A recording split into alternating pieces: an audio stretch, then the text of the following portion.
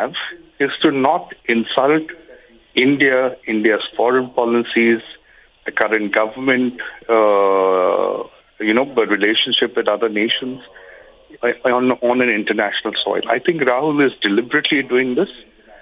Rahul is doing that to create confusion internationally and in India, and it doesn't augur well as a member of parliament. So the first thing Rahul needs to tell the people of India, since he knows so much about China, when is he going to make this MOU which he signed with the Foreign Covert Intelligence Agency of China public? The only time you learnt about this MOU was when Sonia Gandhi had made a mention of it in a Chinese newspaper called Jinxiao in 2011.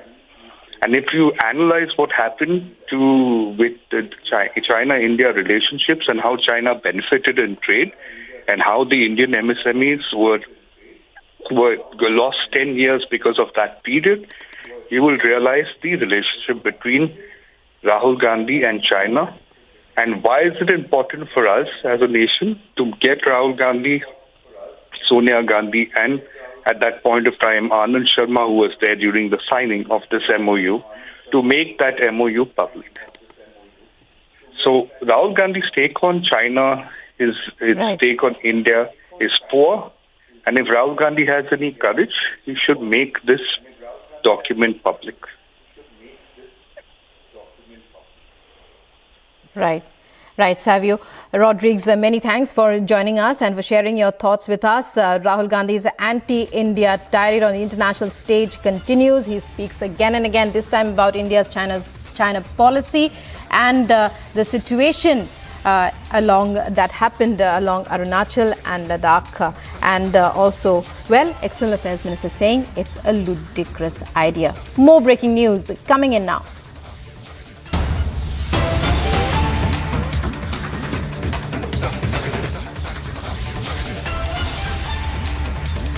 The Indian Navy successfully undertook medium-range surface-to-surface missile MR-SAM firing from INS Visakhapatnam, validating the capability to engage in anti-ship missiles. The MR-SAM, jointly developed by DRDO and IAI and produced at Bharat Dynamics Limited, reflects the Indian Navy's commitment to Atmanirbhar Bharat. And joining me on this is my senior executive editor, Abhishek Kapoor. Abhishek, it's over to you to take our viewers through the significance of this huge achievement. Indian Navy test firing the MR-SAM. Well, so this is information coming in, Rukma, from our sources in the forces in the Navy, and the Navy has successfully carried out this test firing of medium-range surface-to-surface missile from INS Visakhapatnam. This was essentially a validating test of already existing capabilities that I've had with us. This was specific to some anti-ship engagement, as in the missile used for anti-ship operations. And this is a missile which is obviously developed by the DRDO in association with IA and produced at the Bharat Dynamics Limited. It's a public sector undertaking. Now, this is part of the ongoing push that we are seeing for overall indigenization of defense manufacturing, Rukma.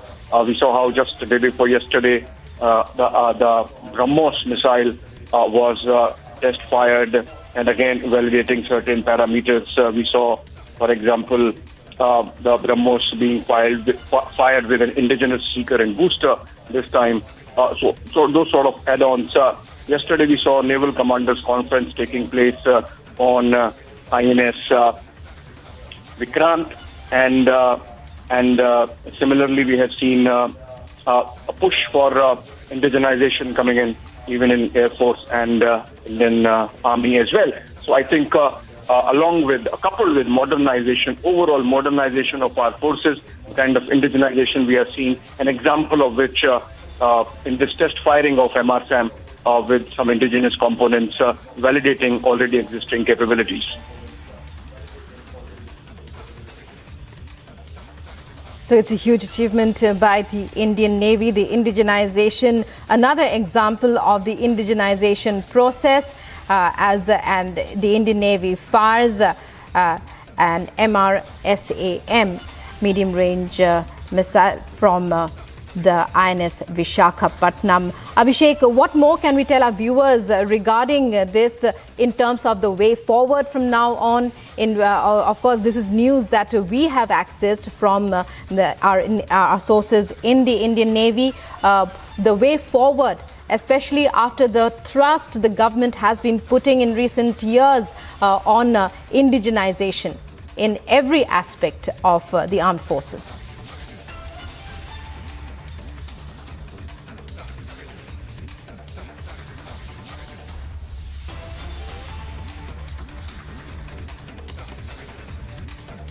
So, Indian Navy successfully undertakes medium-range surface-to-surface missile. So, this is what MRSAM means. The Indian Navy's, those are visuals of the Navy successfully launching that medium-range surface-to-surface missile from INS Vishakhapatnam. And this is a huge leap forward for indigenization of armed forces equipment, naval equipment.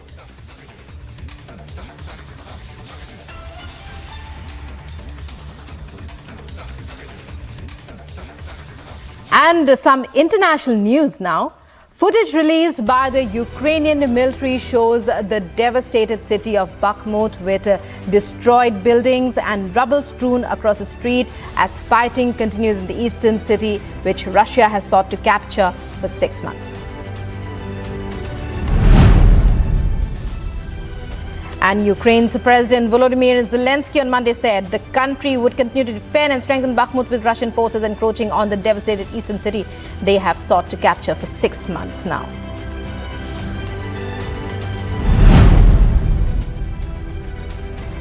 Mexican authorities have found 343 migrants, including 103 unaccompanied minors in an abandoned freight truck container on the side of a highway, authorities said on Monday.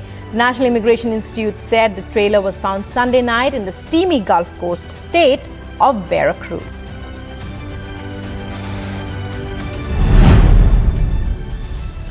A flight to Florida from Cuba was forced to turn back after it struck birds that caused an engine to catch fire and fill the cabin with smoke. No injuries reported.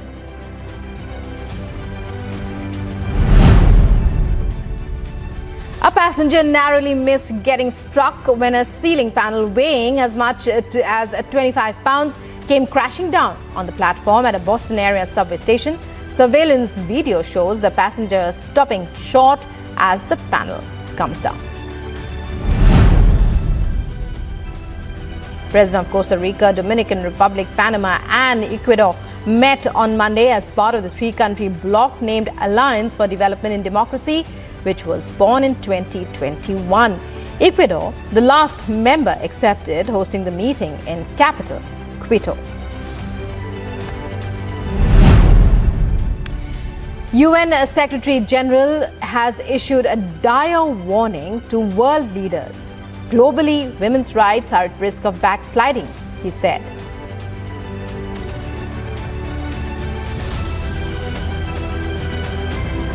The session of the Commission on the Status of Women is one of the most important annual events at the United Nations.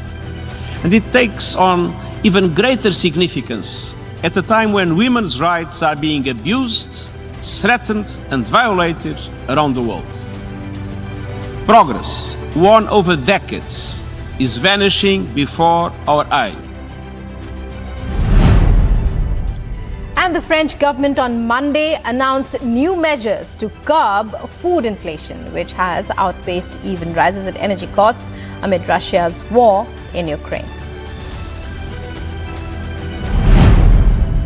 Former Pakistan President Asif Ali Zardari, who is also the co-chairman of the Pakistan People's Front, has ruled out the possibility of contesting the next elections in an alliance with the Pakistan Democratic Movement.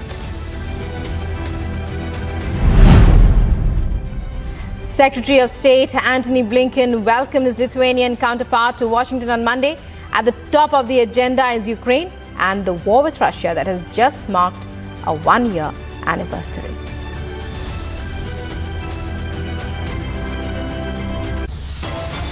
And in news that we're tracking, after The Northeast sweep, Prime Minister Modi in Meghalaya today. Conrad Sangma to take oath as the Chief Minister.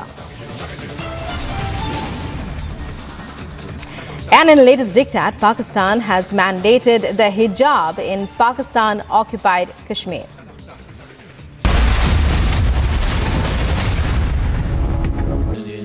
Amity has been ranked India's #1 not-for-profit private university for 10 years, with top 10 ranked institutions in management, engineering, biotech, law, mass comm, telecom, hospitality, fashion and more. Yet another top ranking for Amity University.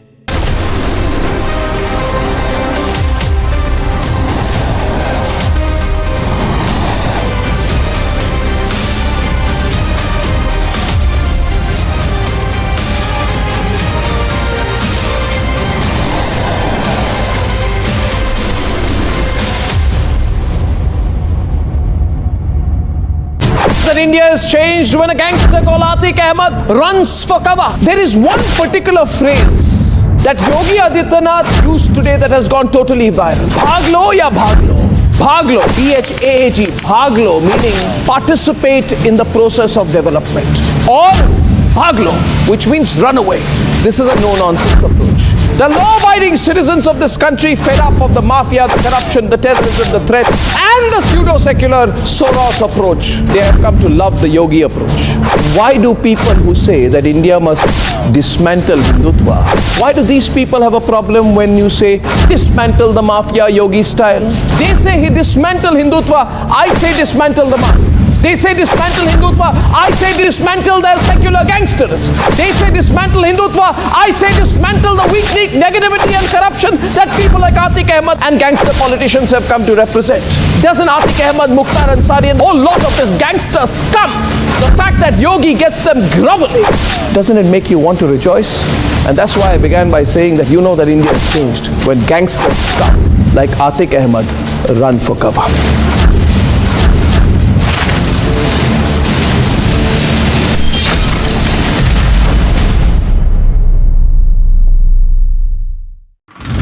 Stretcher पर लेटा हुआ यही शख्स उस्मान उर्फ विजय कुमार है। प्रयागराज उमेश पाल हत्याकांड में दूसरा बड़ा इनकाउंटर पुलिस ने किया है, जिसे आज तड़के सुबह कौंदियारा थाना इलाके में पुलिस ने बाहर गिराया। इसे पोस्टमार्टम के लिए लेकर जा रहे हैं। दूसरी बड़ी कामयाबी है एसटीएफ के लिए, उत्तर प्रदेश पुलिस के लिए।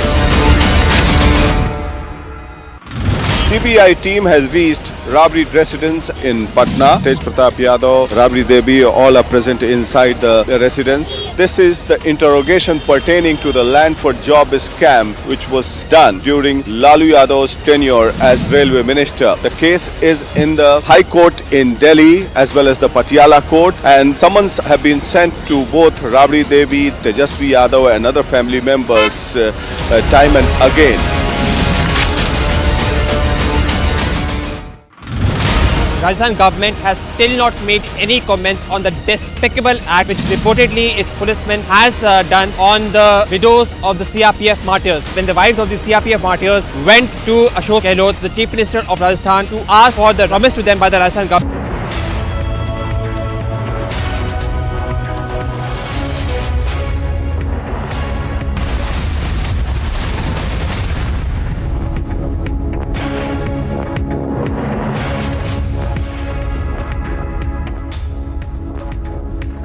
A very good morning. Thanks for tuning in to Tuesday's edition of Live and Breaking. I'm Samiksha Srivastava. Let's take a look at the top headlines this Tuesday morning. That is what is happening on the borders of my country.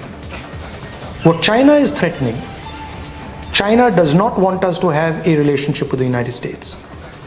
And it is threatening us.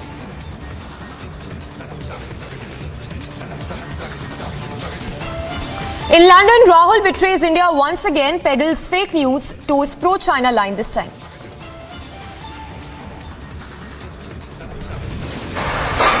We must respect the mandate of the people. The mandate of the people, which is followed due process of law, must be respected at any cost. Union Minister Kiren Rijiju hits back, says calibrated malicious campaigns must be exposed. Land for job scam hits Lalu Yadav and family after CBI visit to Rabri Devi residence. Lalu to be quizzed by CBI today. In the dock for cattle smuggling scam, Anubrata Mondal on route Delhi to be handed over to ED.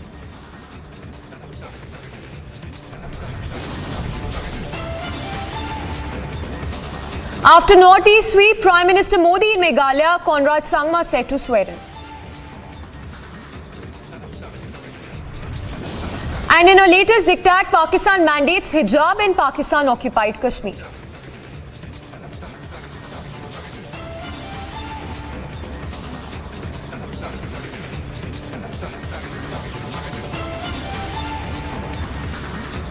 And we start with our top focus this morning. The CBI will be interrogating Lalu Prasad Yadav this morning in land for job scam case. The CBI, remember, questioned, in fact, recorded the statement of Rabri Devi at their residence in Patna on Monday. So, of course, all eyes today will be on the interrogation, the quizzing of Lalu Prasad Yadav that would happen. We're also given to understand that it would be at 10 a.m. that the CBI team would be reaching Misa Bharti's residence as per sources. Anuj getting us that news break. We'll go across to Anuj as well for more details, but the latest of course coming in the land for job scam. On Monday, the CBI recorded a statement of Rabri Devi, and today the CBI team would be questioning Lalu Prasad Yadav in land for job scam.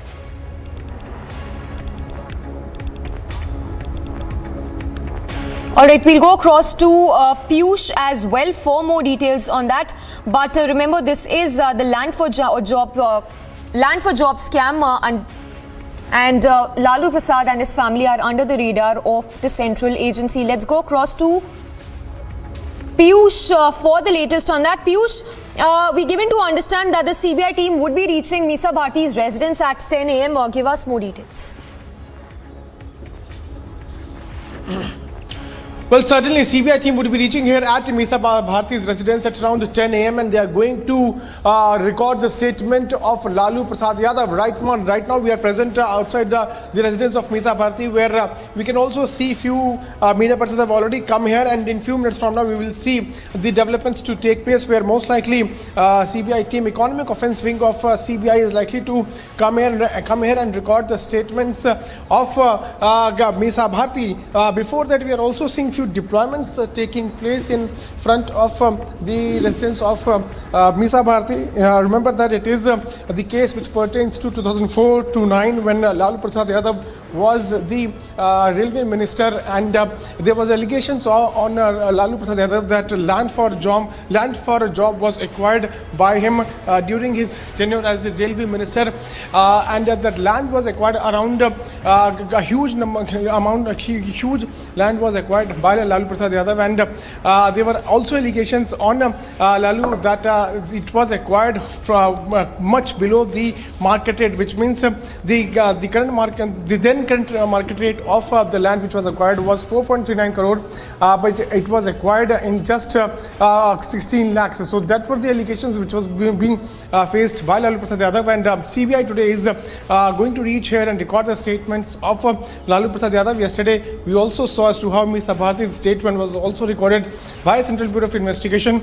This case pertains to 2004 to 2009 when Lalu Prasad Yadav was the railway minister. On this big development, we also saw as to how the entire opposition parties came out and they also wrote to PM Narendra Modi saying that there is a misuse of central agencies which is now going on. But the point here is that there are multiple characters who have come out in this very case. Lalan Chaudhary's name also surfaced. Sushil Kumar Modi, who is a BJP leader, he said that Lalu Prasad Yadav and his family members must come out and explain about this entire scam.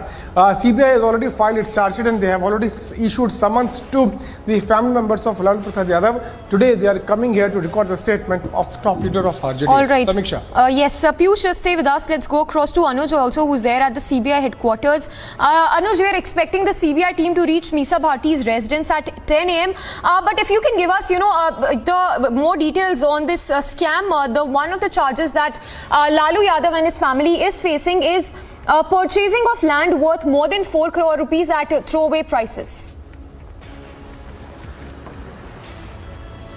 Well, exactly, Samiksha. This is going to be at 10 a.m. what we have been told, when the Economic Offences Wing of CBI will be landing there at the Mir Shah's residence, from where Piyush is reporting at this point in time.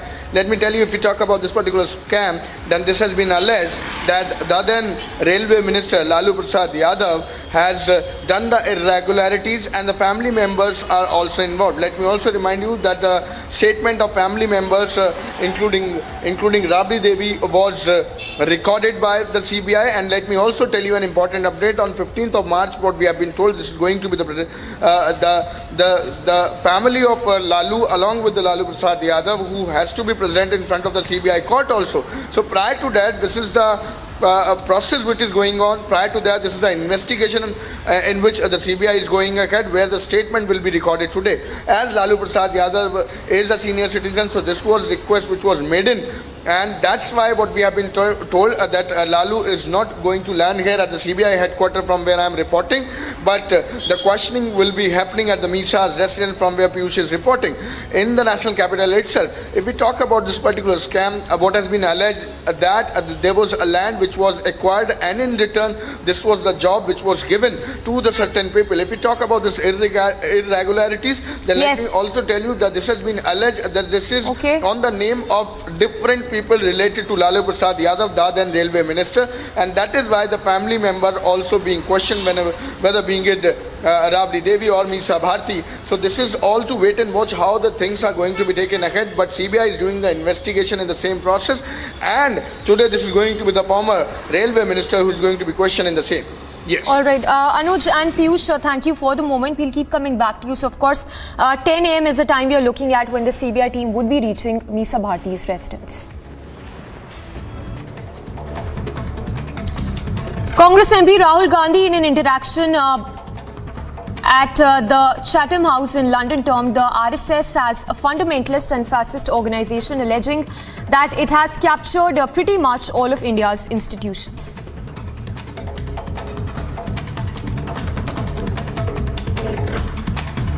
Democratic contest in India has completely changed, and the reason it's changed is because one organization called the RSS, fundamentalist fascist organization, has basically captured pretty much all of India's institutions. Rahul Gandhi also said that what is happening along the LAC is similar to what is happening in Ukraine, further saying, and I quote, Russia told Ukraine that we do not accept your relationship with Europe and America, and China does not want us to have a relationship with the US. It is threatening us by saying if you continue to have a relationship, then we will take action. In my view, that is what is happening on the borders of my country. What China is threatening, China does not want us to have a relationship with the United States. And it is threatening us by saying, if you continue to have this relationship with the United States, we will take action.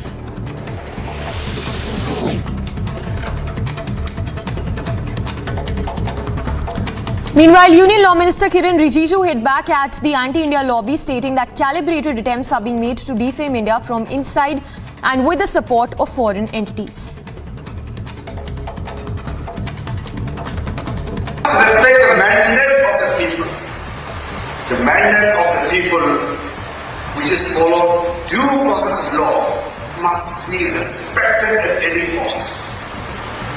This cannot be challenged by a fear campaign. Meanwhile, at least 15 students from Pakistan's minority Hindu community were injured after members of a radical Islamic student organization allegedly stopped them from celebrating Holi at Punjab University premises in Pakistan.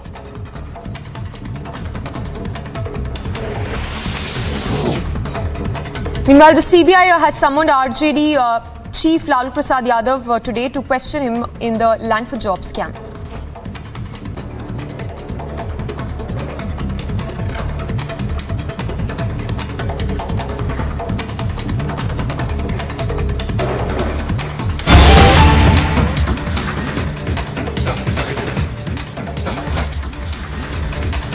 All right, to Newsbreak coming in the Liquorgate scam, we're given to understand that the ED is all set to question Manish Sisodia in the Tihar jail. So Manish Sisodia would be questioned today by the ED team probing the money laundering charges in the Liquorgate scam. Meanwhile, another development, ED has arrested Arun Pillai in the Liquorgate scam. So back-to-back developments coming in the Liquorgate scam, where ED is all set to question the former Deputy Chief Minister of Delhi. In another development, we are given to understand that another arrest has been made by the ED in this case. Arun Pillai is the accused who's been arrested. Let's go across to Shravan for more on that. Shravan, if you could give us more details on another accused who's now been arrested by the ED.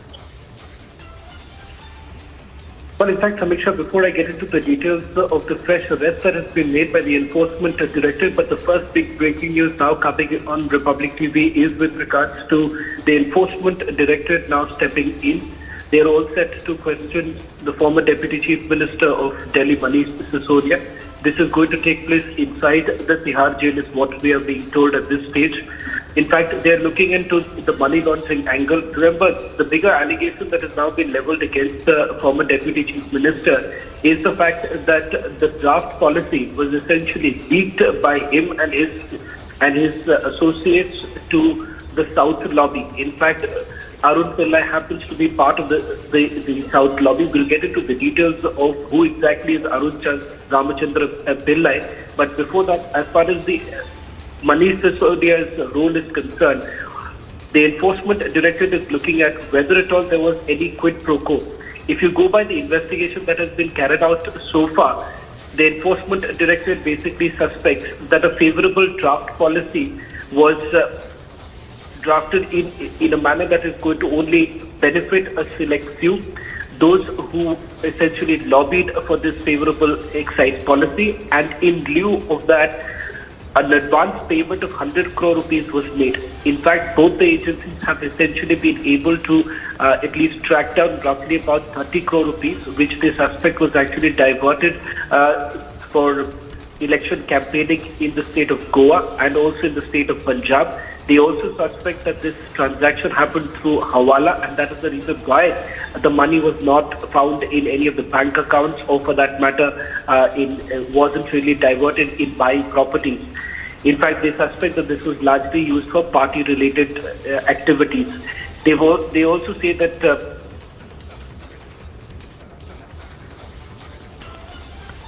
All right, I'm not sure if we still have Shravan, but that's of course the latest that is coming in. ED all set to interrogate Manish Sisodia in the Tihar jail. Meanwhile, a fresh arrest that's been made by the Enforcement Directorate in the Liquorgate.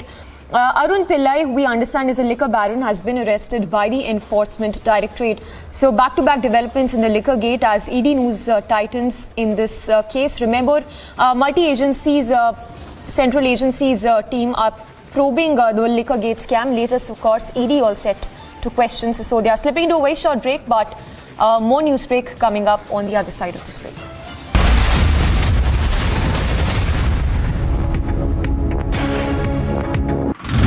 Stretcher पर लेटा हुआ यही शख्स उस्मान उर्फ विजय कुमार है। प्रयागराज उमेश पाल हत्याकांड में दूसरा बड़ा इनकाउंटर पुलिस ने किया है, जिसे आज तड़के सुबह कौंदियारा थाना इलाके में पुलिस ने बाहर गिराया। इसे पोस्टमार्टम के लिए लेकर जा रहे हैं। दूसरी बड़ी कामयाबी है एसटीएफ के लिए, उत्तर प्रदेश पुलिस के लिए। CBI team has reached robbery residence in Patna. Tej Pratap Yadav, Rabri Devi, all are present inside the residence. This is the interrogation pertaining to the land for job scam which was done during Lalu Yadav's tenure as railway minister. The case is in the High Court in Delhi as well as the Patiala Court, and summons have been sent to both Rabri Devi, Tejasvi Yadav and other family members time and again.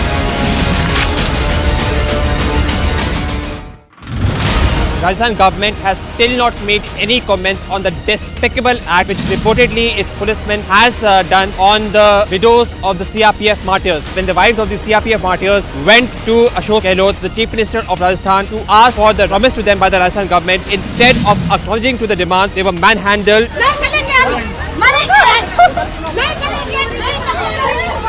Does not only insult the widows of CRPF martyrs, but this also enrages the modesty of women.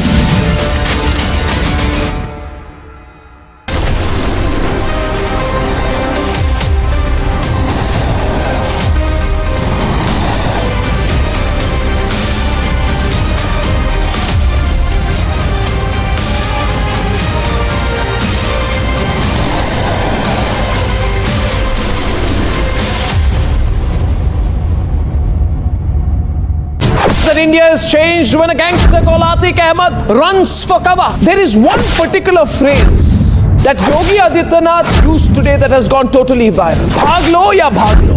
Bhaglo, B-H-A-G, bhaglo, meaning participate in the process of development. Or bhaglo, which means run away. This is a no-nonsense approach. The law-abiding citizens of this country, fed up of the mafia, the corruption, the terrorism, the threat, and the pseudo-secular Soros approach, they have come to love the Yogi approach. Why do people who say that India must dismantle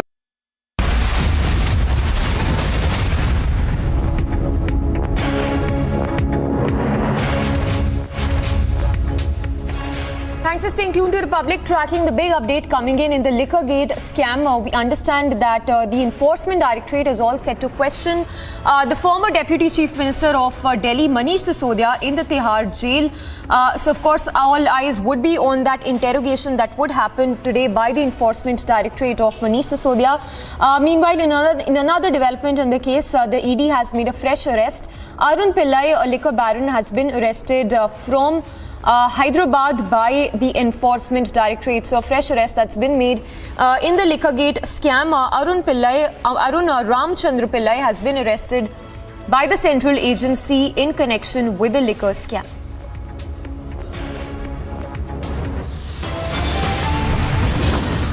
A very short break, lots coming up on the other side. We'll get you the latest in the Liquorgate as ED is all set to question Manish Sisodia.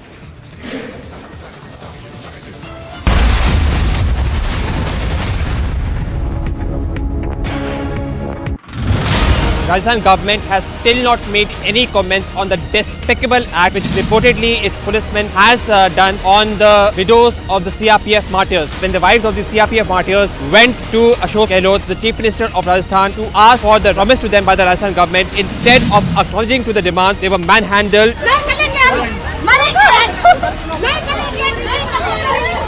Does not only insult the widows of CRPF martyrs, but this also enrages the modesty of women.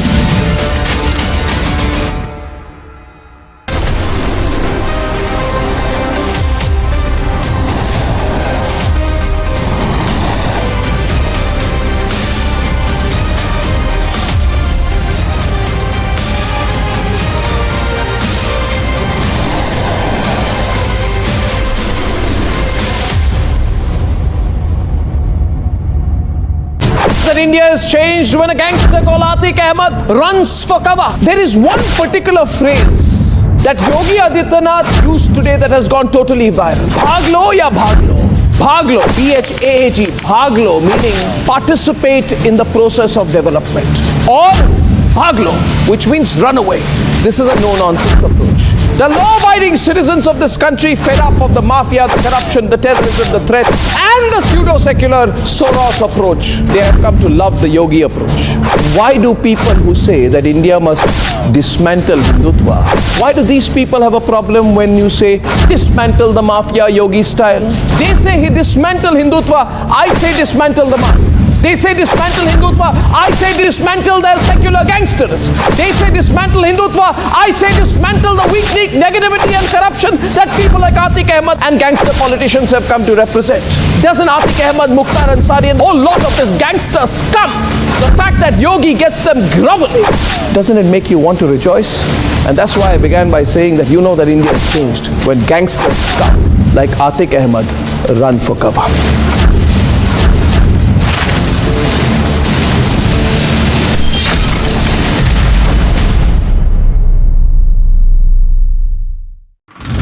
Stretcher पर लेटा हुआ यही शख्स उस्मान उर्फ विजय कुमार है। प्रयागराज उमेश पाल हत्याकांड में दूसरा बड़ा इनकाउंटर पुलिस ने किया है, जिसे आज तड़के सुबह गोंदियारा थाना इलाके में पुलिस ने बाहर गिराया। इसे पोस्टमार्टम के लिए लेकर जा रहे हैं। दूसरी बड़ी कामयाबी है एसटीएफ के लिए, उत्तर प्रदेश पुलिस के लिए। CBI team has reached robbery residence in Patna. Tej Pratap Yadav, Rabri Devi, all are present inside the residence. This is the interrogation pertaining to the land for job scam which was done during Lalu Yadav's tenure as railway minister. The case is in the High Court in Delhi as well as the Patiala Court, and summons have been sent to both Rabri Devi, Tejasvi Yadav and other family members time and again.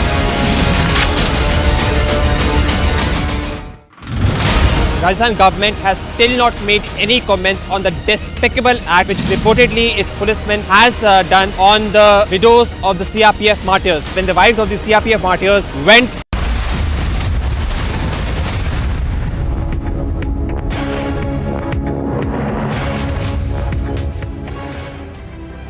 Alright, a quick roundup of all the action from the world of sports. BCCI is contemplating to challenge ICC match referee Chris Broad's decision to rate the Indore pitch poor after the third test of the Border Gavaskar Trophy that India lost in 2 days in one session. ICC had punished the venue with 3 demerit points.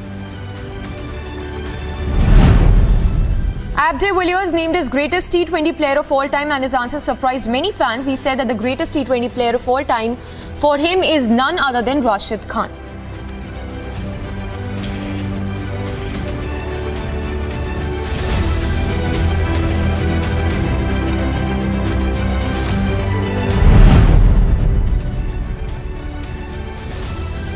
Mandhana said she felt it was the batting unit that disappointed and not the bowlers who were taken to the cleaners by the MI batters.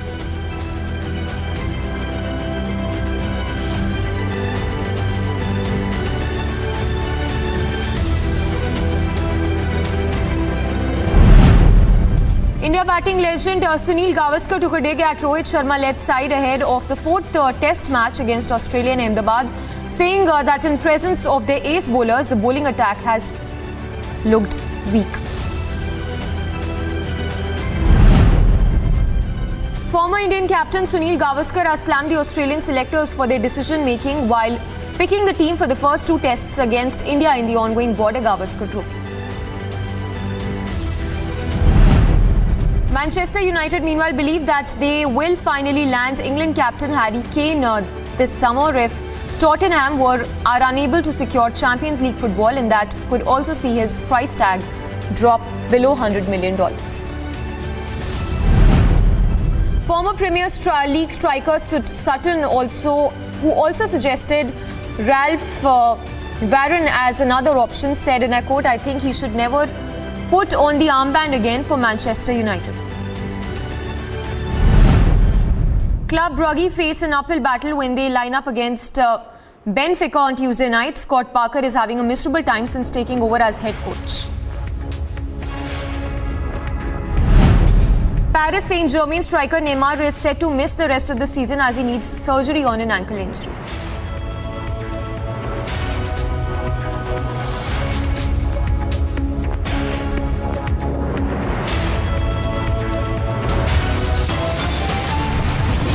Union Law Minister Kiran Rijiju hits back, says calibrated malicious campaigns must be exposed. Land for job scam hits Lalu and family after CBI visit to Rabri Devi residence. Lalu to be questioned.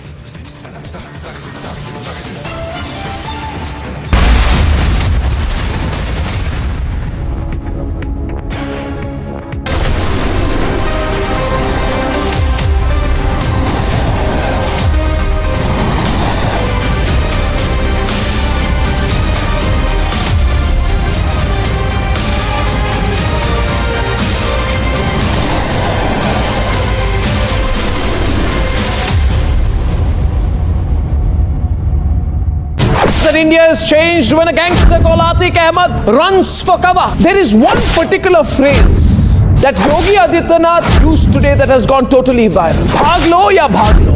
Bhaglo, B-H-A-G, bhaglo, meaning participate in the process of development. Or bhaglo, which means run away.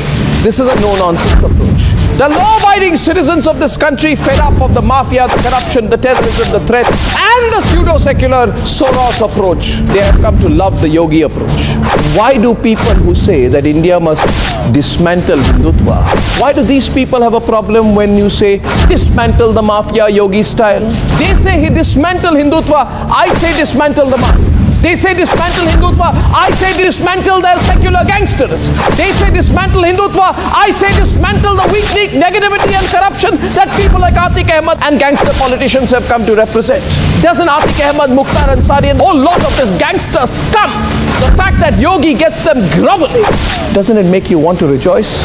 And that's why I began by saying that you know that India has changed when gangsters come, like Atiq Ahmed, run for cover.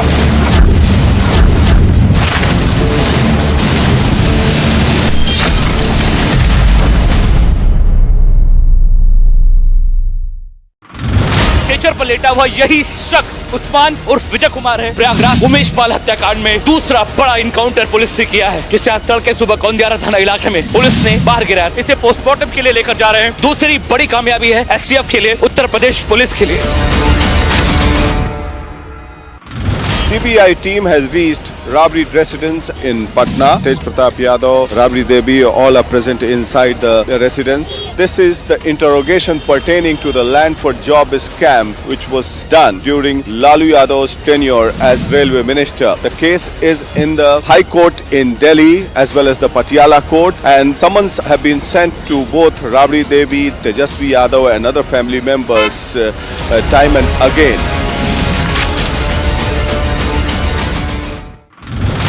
Rajasthan government has still not made any comments on the despicable act which reportedly its policemen has done on the widows of the CRPF martyrs. When the wives of the CRPF martyrs went to Ashok Gehlot, the Chief Minister of Rajasthan, to ask for the promise to them by the Rajasthan government, instead of acknowledging to the demands, they were manhandled.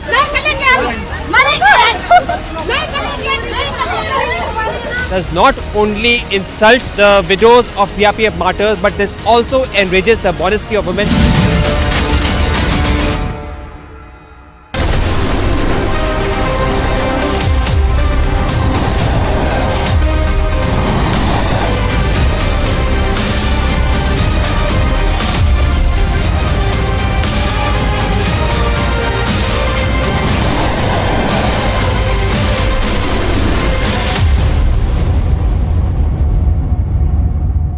That India has changed when a gangster called Atiq Ahmed runs for cover. There is one particular phrase that Yogi Adityanath used today that has gone totally viral. Bhaglo ya bhaglo.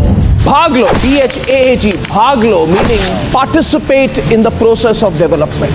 Or bhaglo, which means run away. This is a no-nonsense approach. The law-abiding citizens of this country, fed up of the mafia, the corruption, the terrorism, the threat, and the pseudo-secular Soros approach, they have come to love the Yogi approach. Why do people who say that India must dismantle Hindutva, why do these people have a problem when you say dismantle the mafia Yogi style? They say he dismantle Hindutva, I say dismantle the mafia. They say dismantle Hindutva, I say dismantle their secular gangsters. They say dismantle Hindutva, I say dismantle the weak negativity and corruption that people like Atiq Ahmed and gangster politicians have come to represent. Doesn't Atiq Ahmed, Mukhtar Ansari and a whole lot of this gangster scum, the fact that Yogi gets them groveling, doesn't it make you want to rejoice? And that's why I began by saying that you know that India has changed when gangsters come, like Atiq Ahmed, run for cover.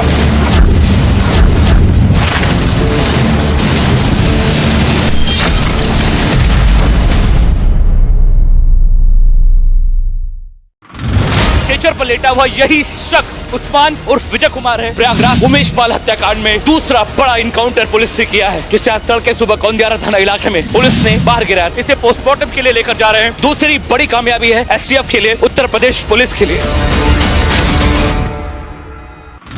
CBI team has reached robbery residence in Patna. Tej Pratap Yadav, Rabri Devi, all are present inside the residence. This is the interrogation pertaining to the land for job scam which was done during Lalu Yadav's tenure as railway minister. The case is in the High Court in Delhi as well as the Patiala Court, and summons have been sent to both Rabri Devi, Tejasvi Yadav and other family members time and again.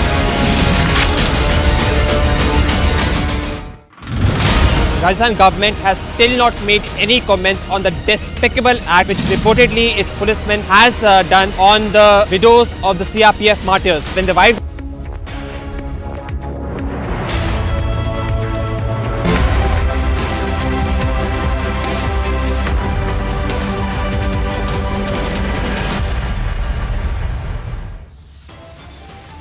That is what is happening on the borders of my country. What China is threatening, China does not want us to have a relationship with the United States. And it is threatening us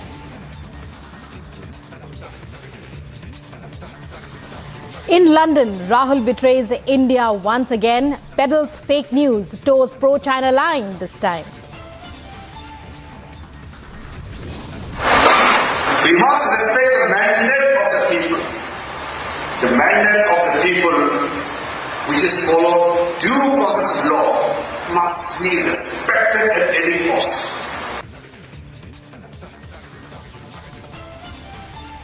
Union Minister Kiren Rijiju hits back, says calibrated malicious campaigns must be exposed.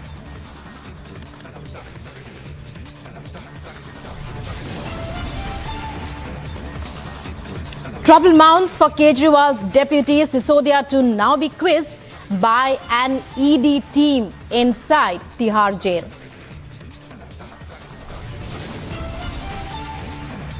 Land for job scam hits Lalu and company after CBI visit to Rabri Devi residence. Lalu to be quizzed.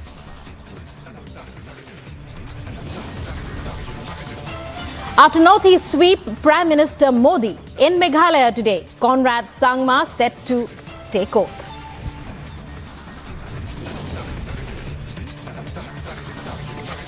And in a latest diktat, the Pakistani government has mandated hijab in Pakistan-occupied Kashmir.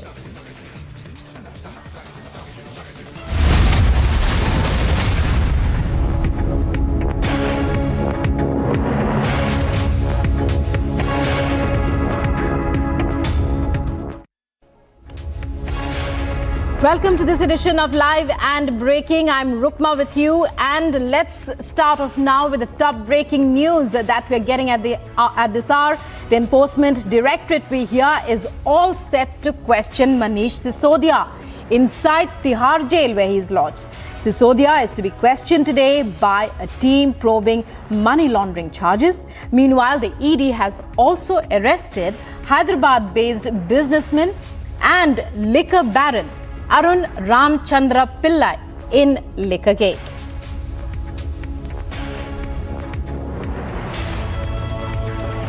So Liquorgate explodes with two major developments. We're hearing that Manish Sisodia might be questioned in money laundering charges inside Tihar jail by the Enforcement Directorate. Also, liquor baron from Hyderabad Pillai has been arrested. And for all these breaking developments and an elaborate explanation of what this means as far as Liquorgate is concerned, joining me on the broadcast is senior editor Shawan Sen. Shawan, it's over to you to take our viewers through these breaking developments, two major developments as far as I'm hearing. Over to you. In fact, after the questioning that was done by the Central Bureau of Investigation, we are now being told by our sources that the Enforcement Directorate is going to step in. In fact, they're planning to question the former Deputy Chief Minister of Delhi, Manish Sisodia, sometime later today. The questioning is going to take place inside Tihar jail. They're essentially looking into the allegations of quid pro quo, that is, a favorable excise policy for the South lobby in return of advance payment of 100 crore rupees, the commission that they were essentially getting for this draft policy, which effectively benefited the South lobby and certain liquor manufacturers based out of New Delhi. In fact, what's important to point out here is that from the investigation that has been carried out so far, the Enforcement Directorate has revealed that there has been destruction of evidence, and the fact that there have been secret meetings that have taken place in the national capital with the South lobby, and it is they who had basically influenced the excise policy in a manner which only benefited a select few, which essentially meant that some of the players benefited from the excise policy, making windfall profits, leading to loss in the state exchequer, something that has been refuted by the Aam Aadmi Party so far. But remember, this comes as yet another setback for Manish Sisodia, because if the Enforcement Directorate goes ahead and questions Manish Sisodia sometime later today, there is a high possibility too that the enforcement directorate may take the decision of placing him under the arrest of the enforcement directorate. Remember, he's already been sent to judicial custody till about 20th of March. His bail plea hearing is only going to take place on the 10th of March. Before that happens, if the enforcement directorate basically steps in, questions him, there is also a high possibility that the enforcement directorate may go ahead and take the punitive action of arresting Manish Sisodia. Right, Chavan, well, stay with us. Joining me now is from the BJP, Sardar R.P. Singh. Sardar R.P. Singh, your reaction to these major breaking developments. The ED is all set to question Manish Sisodia. It's already a huge setback. We can see for the Aam Aadmi Party government in the state. Also, we are hearing that the ED and the CBI pushing forward relentlessly in this investigation into the liquor gate scam. Your response at these two breaking developments? The scam involves people from north to south, from Telangana and Andhra to Delhi and Punjab. That's why it needs thorough investigation, and also a lot of money has been routed and rerouted from various parts of the country and for election objectives to Goa and Punjab. So that's why probably the ED now will intervene and then inquire Mr. Sisodia on the routing of the money, because there are people who has admitted to CBI, yes, money was paid, and then how the money was routed. So to find out the tracks of how the money was routed, the ED will probably have to inquire Mr. Sisodia. Right, R.P. Singh, but all this while, the Aam Aadmi Party has been insisting, it has coined phrases like Kattar Imandar, it's been insisting that this is political vendetta. Where do you think that these claims stand when we have investigative agencies like the ED and the CBI moving forward relentlessly in this manner? Well, above all, the courts have not given them any relief. I mean, they have tried their best in the courts, and then if they were so Kattar Imandar, then for 6 months the inquiry is on. They could have gone to the court and asked for the questioning of the FIR. They didn't do so because they knew that they have done the wrong. And also, remember, Mr. Kejriwal used to take only two names, Sisodia and Sanjay Jain. He never took name of Gopal Rai or other ministers because he knew who has done corruption or whom he has used to make money and who has routed their money. So the fact is that both ministers were involved in this liquor game, and now ED has all the right to inquire to understand the routing of the money. Right. R.P. Singh, many thanks. And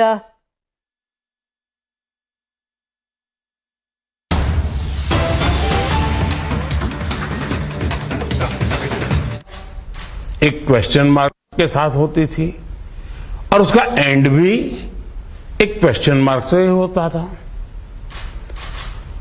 अब जब Bharat financial discipline, transparency और inclusive approach को लेकर चल रहा है, तो एक बहुत बड़ा बदलाव भी हम देख रहे हैं। अब चर्चा की शुरुआत पहले की तरह क्वेश्चन मार्क की जगह विश्वास ने ले ली है और चर्चा के अंत वाले समय में भी क्वेश्चन मार्क की जगह अपेक्षा ने ले ली है। आज भारत को वैश्विक अर्थव्यवस्था का ब्राइट स्पॉट कहा जा रहा है। भारत आज G20 की प्रेसिडेंसी का दायित्व भी उठा रहा है। 2021-22 में अब तक का सबसे ज्यादा FDI देश को प्राप्त हुआ है। इस निवेश का बड़ा हिस्सा मैन्युफैक्चरिंग सेक्टर में हुआ है। PLI स्कीम का लाभ उठाने के लिए लगातार एप्लीकेशन आ रही है। हम ग्लोबल सप्लाई चेन का अहम हिस्सा भी बनते जा रहे हैं। निश्चित तौर पर ये कालखंड भारत के लिए बहुत बड़ा अवसर लेकर आया है और हमें ये मौका जाने नहीं देना चाहिए। इसका पूरा लाभ उठाना चाहिए और मिलकर के करना चाहिए। साथियों, आज का नया भारत अब नए सामर्थ्य से आगे बढ़ रहा है। ऐसे में भारत के फाइनेंशियल वर्ल्ड के आप सभी लोगों की जिम्मेदारी भी बढ़ गई है। आज आपके पास दुनिया का एक मजबूत फाइनेंशियल सिस्टम है। जो बैंकिंग व्यवस्था 8-10 साल पहले डूबने की कगार पर थी, वो अब लाभ में आ गई है। आज आपके पास ऐसी सरकार है जो लगातार साहसपूर्ण निर्णय कर रही है। नीतिगत निर्णयों में बहुत ही क्लैरिटी है, कन्विक्शन है, कॉन्फिडेंस भी है। इसलिए अब आपको भी आगे बढ़कर के काम करना ही चाहिए, तेजी से काम करना चाहिए। साथियों, आज समय की मांग है कि भारत के बैंकिंग सिस्टम में आई मजबूती का लाभ ज्यादा से ज्यादा आखिरी छोर तक, जमीन तक पहुंचे। जैसे हमने एमएसएमईज को सपोर्ट किया, वैसे ही भारत के बैंकिंग सिस्टम को ज्यादा से ज्यादा सेक्टर्स की हैंड होल्डिंग करनी होगी। महामारी के दौरान 1 करोड़ 20 लाख एमएसएमईज को सरकार से बहुत बड़ी मदद मिली है। इस वर्ष के बजट में एमएसएमई सेक्टर को 2 लाख करोड़ का additional collateral free guaranteed credit भी मिला है। अब ये बहुत जरूरी है कि हमारे बैंक उन तक पहुंच बनाए और उन्हें पर्याप्त फाइनेंस उपलब्ध कराए। साथियों, फाइनेंशियल इंक्लूजन से जुड़ी सरकार की नीतियों ने करोड़ों लोगों को फॉर्मल फाइनेंशियल सिस्टम का हिस्सा बना दिया है। बिना बैंक गारंटी 20 लाख करोड़ रुपए से ज्यादा का मुद्रा लोन सरकार ने, ये बहुत बड़ा काम नौजवानों के सपने पूरे करने में सार्थक काम किया है, मदद की है। पीएम स्वनिधि योजना के माध्यम से 40 लाख से ज्यादा रेहड़ी पटरी वाले छोटे दुकानदारों को पहली बार बैंकों से मदद मिलनी संभव हुई है। आप सभी स्टेक होल्डर्स को कॉस्ट ऑफ क्रेडिट कम करने, स्पीड ऑफ क्रेडिट को बढ़ाने और स्मॉल एंटरप्राइज तक तेजी से पहुंचाने के लिए भी प्रोसेस को री इंजीनियर करना बहुत जरूरी है और उसमें टेक्नोलॉजी भी बहुत मदद कर सकती है। और तभी भारत के बढ़ते बैंकिंग सामर्थ्य का ज्यादा से ज्यादा लाभ भारत के गरीबों को होगा, उन लोगों को होगा जो स्वरोजगार करके अपनी गरीबी दूर करने का तेजी से प्रयास कर रहे हैं। साथियों, एक विषय वोकल फॉर लोकल और आत्मनिर्भरता का भी है। ये हमारे लिए चॉइस का मुद्दा नहीं है। महामारी के दौरान हम देख चुके हैं, ये भविष्य को प्रभावित करने वाला मुद्दा है। वोकल फॉर लोकल और आत्मनिर्भरता का विजन एक नेशनल रिस्पॉन्सिबिलिटी है। वोकल फॉर लोकल और आत्मनिर्भरता मिशन, इसके लिए देश में एक अभूतपूर्व उत्साह हम देख रहे हैं। इस वजह से घरेलू उत्पादन तो बढ़ा ही है, एक्सपोर्ट भी रिकॉर्ड वृद्धि आई है। सामान हो या सेवा का क्षेत्र, हमारा निर्यात 2021-22 में ऑल टाइम हाई रहा। एक्सपोर्ट बढ़ रहा है, यानी भारत के लिए बाहर ज्यादा से ज्यादा संभावनाएं बन रही हैं। ऐसे में हर कोई ये जिम्मेदारी ले सकता है कि वो स्थानीय कारीगरों को बढ़ावा देगा, वो एंटरप्रेन्योर्स को प्रोत्साहित करेगा। अलग अलग समूह, संगठन, chamber of commerce, industrial associations, जितने भी व्यापार उद्योग जगत के संगठन हैं, वे मिलजुल करके बहुत सारे इनिशिएटिव ले सकते हैं, कदम उठा सकते हैं। मुझे विश्वास है कि जिला स्तर पर भी आप लोगों का नेटवर्क है, आपकी टीमें हैं। ये लोग जिले के उन उत्पादकों की पहचान कर सकते हैं जिनका बड़े पैमाने पर निर्यात किया जा सकता है। और साथियों, वोकल फॉर लोकल की बात करते हुए हमें एक और स्पष्टता रखनी होगी। ये सिर्फ भारतीय कुटीर उद्योग से चीजें खरीदने से कहीं ज्यादा बड़ा है, वरना हम तो दिवाली के दियों में अटक जाते हैं। हमें देखना होगा कि ऐसे कौन से क्षेत्र हैं जहां हम भारत में ही कैपेसिटी बिल्डिंग करके देश का पैसा बचा सकते हैं। अब देखिए, हायर एजुकेशन के नाम पर हर साल देश का हजारों करोड़ रुपए बाहर जाता है। क्या इसे भारत में ही एजुकेशन सेक्टर में निवेश करके कम नहीं किया जा सकता?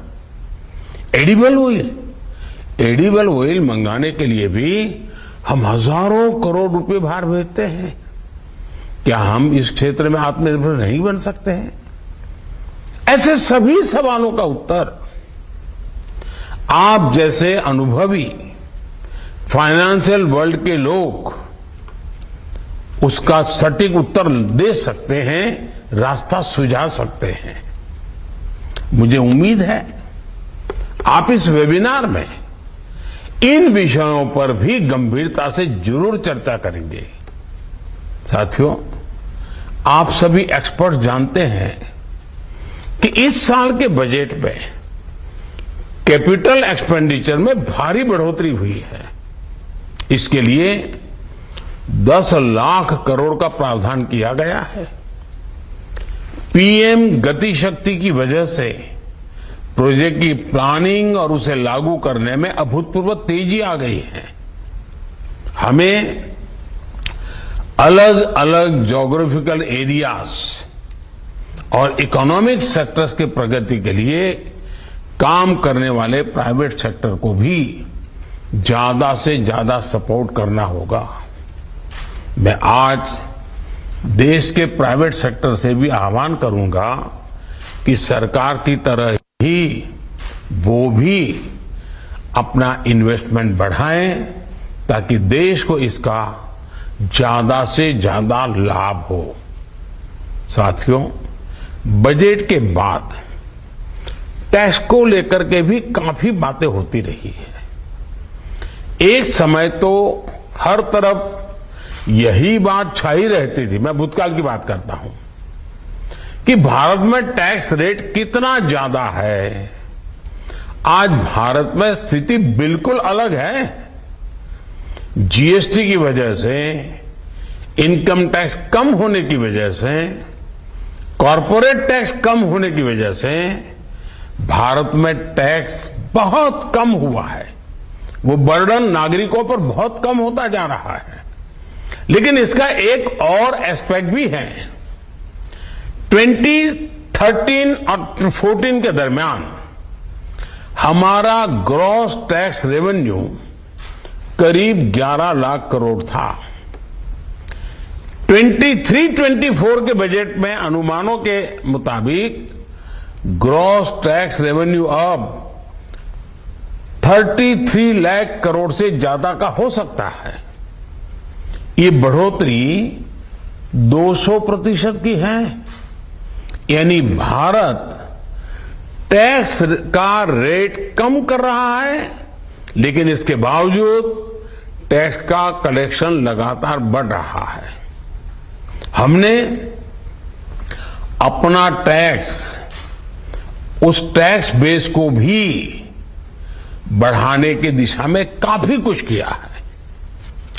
2013-14 में करीब 3.5 crore individual tax return file होते थे। 2020-2021 में ये बढ़कर 6.5 करोड़ हो चुका है। साथियों, टैक्स देना एक ऐसा कर्तव्य है जो सीधे सीधे राष्ट्र निर्माण से जुड़ा है। टैक्स बेस में बढ़ोतरी इस बात का प्रमाण है कि लोगों को सरकार पर भरोसा है और वो मानते हैं कि जो टैक्स वो दे रहे हैं उसे पब्लिक गुड के लिए ही खर्च किया जा रहा है।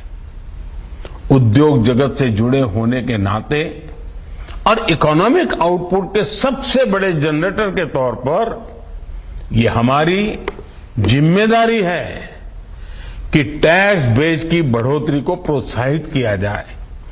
आपके सभी संगठनों ने, आपके सभी मेंबर्स को इस विषय में लगातार आग्रह करते रहना चाहिए। साथियों, भारत के पास ऐसे टैलेंट, इंफ्रास्ट्रक्चर और इनोवेटर्स हैं जो हमारे फाइनेंशियल सिस्टम को टॉप पर पहुंचा सकते हैं।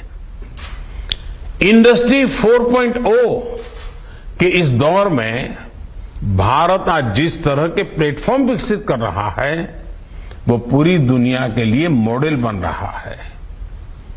जेम यानी गवर्नमेंट ई मार्केट प्लेस ने भारत के दूर सुदूर में रहने वाले छोटे दुकानदार को भी सरकार को सीधे अपना सामान बेचने का सामर्थ्य दिया है। भारत जिस तरह डिजिटल करेंसी में आगे बढ़ रहा है वो भी अभूतपूर्व है। आजादी के 75वें वर्ष में डिजिटल तरीके से 75,000 करोड़ ट्रांजैक्शन ये बताता है कि यूपीआई का विस्तार कितना व्यापक हो चुका है। रुपे और यूपीआई सिर्फ कम लागत और अत्यधिक सुरक्षित टेक्नोलॉजी पर नहीं है, बल्कि ये दुनिया में हमारी पहचान है। इसे लेकर इनोवेशन की अपार संभावनाएं हैं। यूपीआई पूरी दुनिया के लिए फाइनेंशियल इंक्लूजन और एम्पावरमेंट का माध्यम बने। हमें इसके लिए मिलकर के काम करना है। मेरा सुझाव है कि हमारे जो फाइनेंशियल इंस्टीट्यूशंस हैं उन्हें फिनटेक के रीच को बढ़ाने के लिए उनके साथ ज्यादा से ज्यादा पार्टनरशिप भी करनी चाहिए।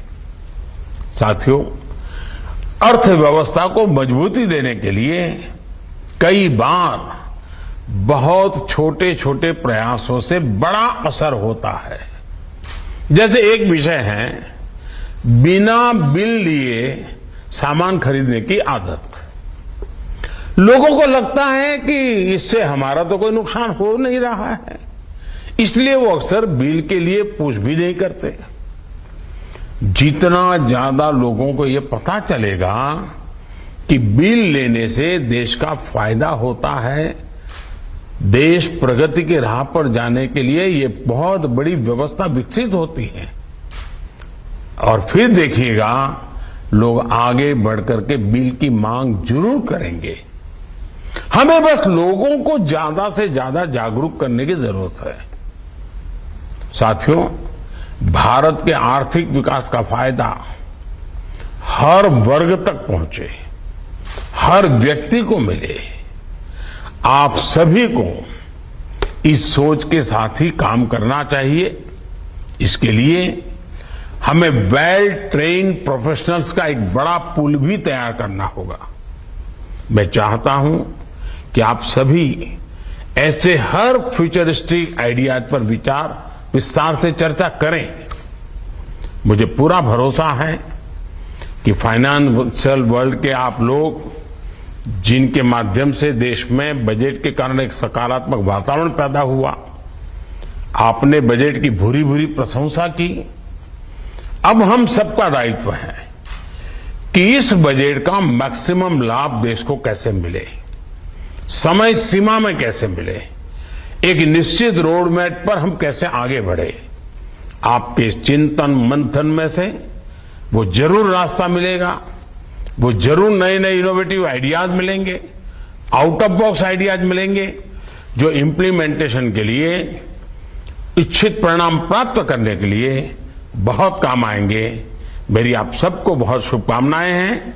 धन्यवाद।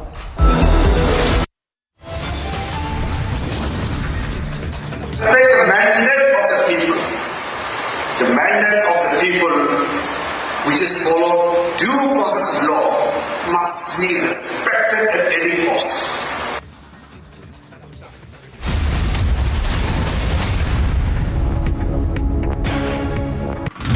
स्ट्रेचर पर लेटा हुआ यही शख्स उस्मान उर्फ विजय कुमार है। प्रयागराज उमेश पाल हत्याकांड में दूसरा बड़ा इनकाउंटर पुलिस ने किया है, जिसे आज तड़के सुबह कौंदियारा थाना इलाके में पुलिस ने बाहर गिराया। इसे पोस्टमार्टम के लिए लेकर जा रहे हैं। दूसरी बड़ी कामयाबी है एसटीएफ के लिए, उत्तर प्रदेश पुलिस के लिए।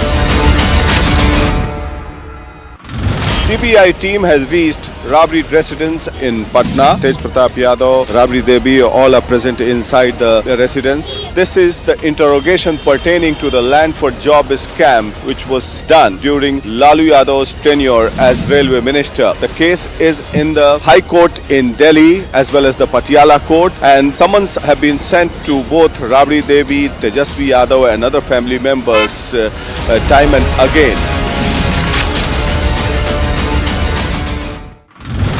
Rajasthan government has still not made any comments on the despicable act which reportedly its policemen has done on the widows of the CRPF martyrs. When the wives of the CRPF martyrs went to Ashok Gehlot, the Chief Minister of Rajasthan, to ask for the promise to them by the Rajasthan government, instead of acknowledging to the demands, they were manhandled.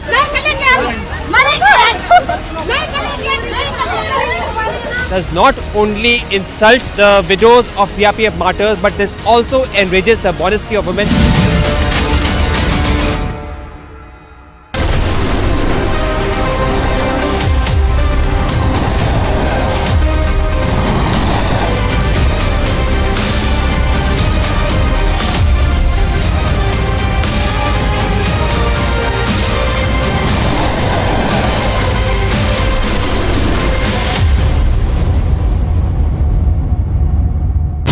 India is changed when a gangster called Atiq Ahmed runs for cover. There is one particular phrase that Yogi Adityanath used today that has gone totally viral. Bhaglo ya bhaglo.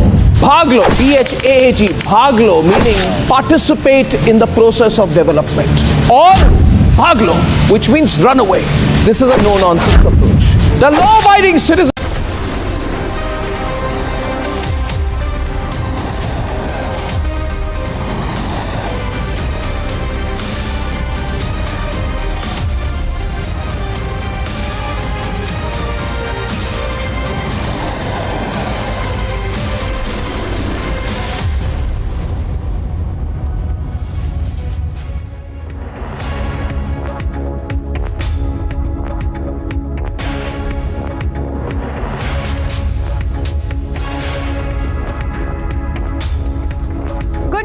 It's 10:30. I'm Samiksha Srivastava. You're watching Live and Breaking on Republic. We start right away with the top headlines.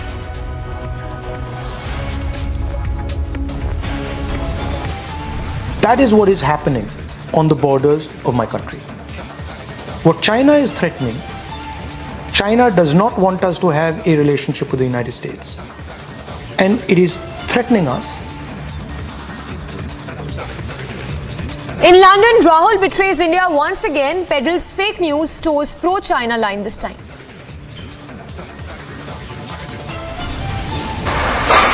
We must respect the mandate of the people. The mandate of the people, which is followed due process of law, must be respected at any cost. Union Law Minister Kiran Rijiju hits back, says calibrated malicious campaigns must be exposed.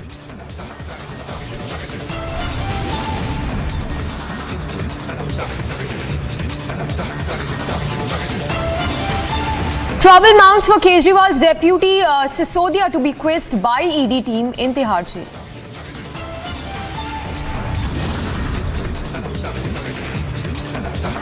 Land for job scam hits Lalu and family after CBI visit to Rabri Devi residence. Lalu to be quizzed in the national capital. After Northeast sweep, Prime Minister Modi in Meghalaya, Conrad Sangma set to swear in. And in the latest diktat, Pakistan mandates hijab in Pakistan-occupied Kashmir now.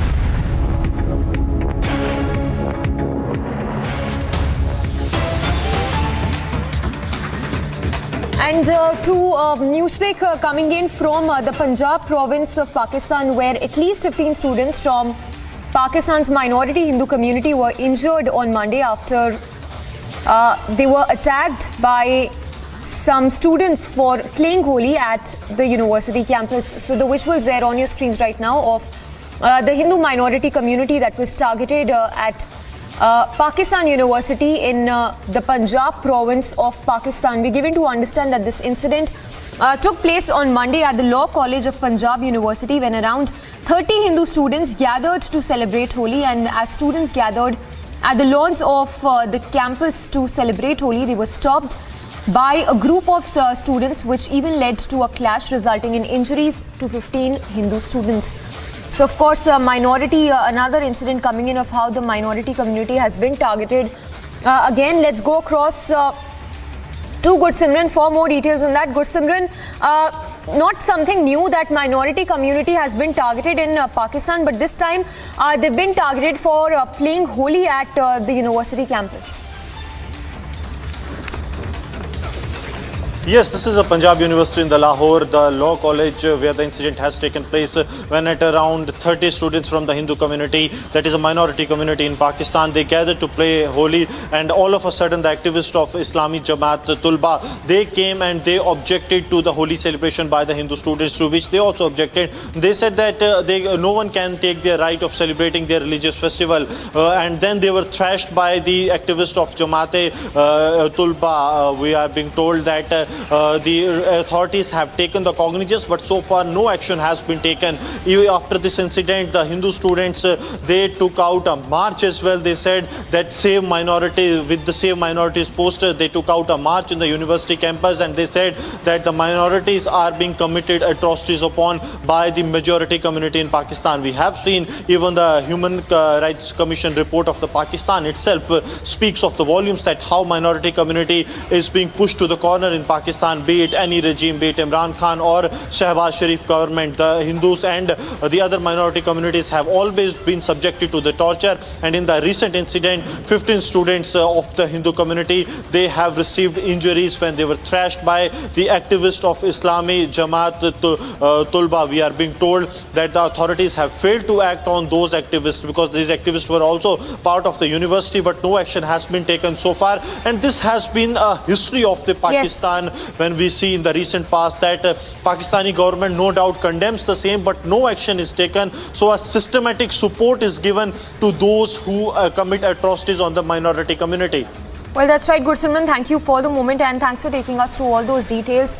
So, of course, news that's coming from Pakistan's Punjab province, where the Hindu group students were targeted by a particular community as they try to celebrate Holi. And what's even shocking is that several of those Hindu students sustained injuries, and no action was initiated by the school authorities against those involved in the attack.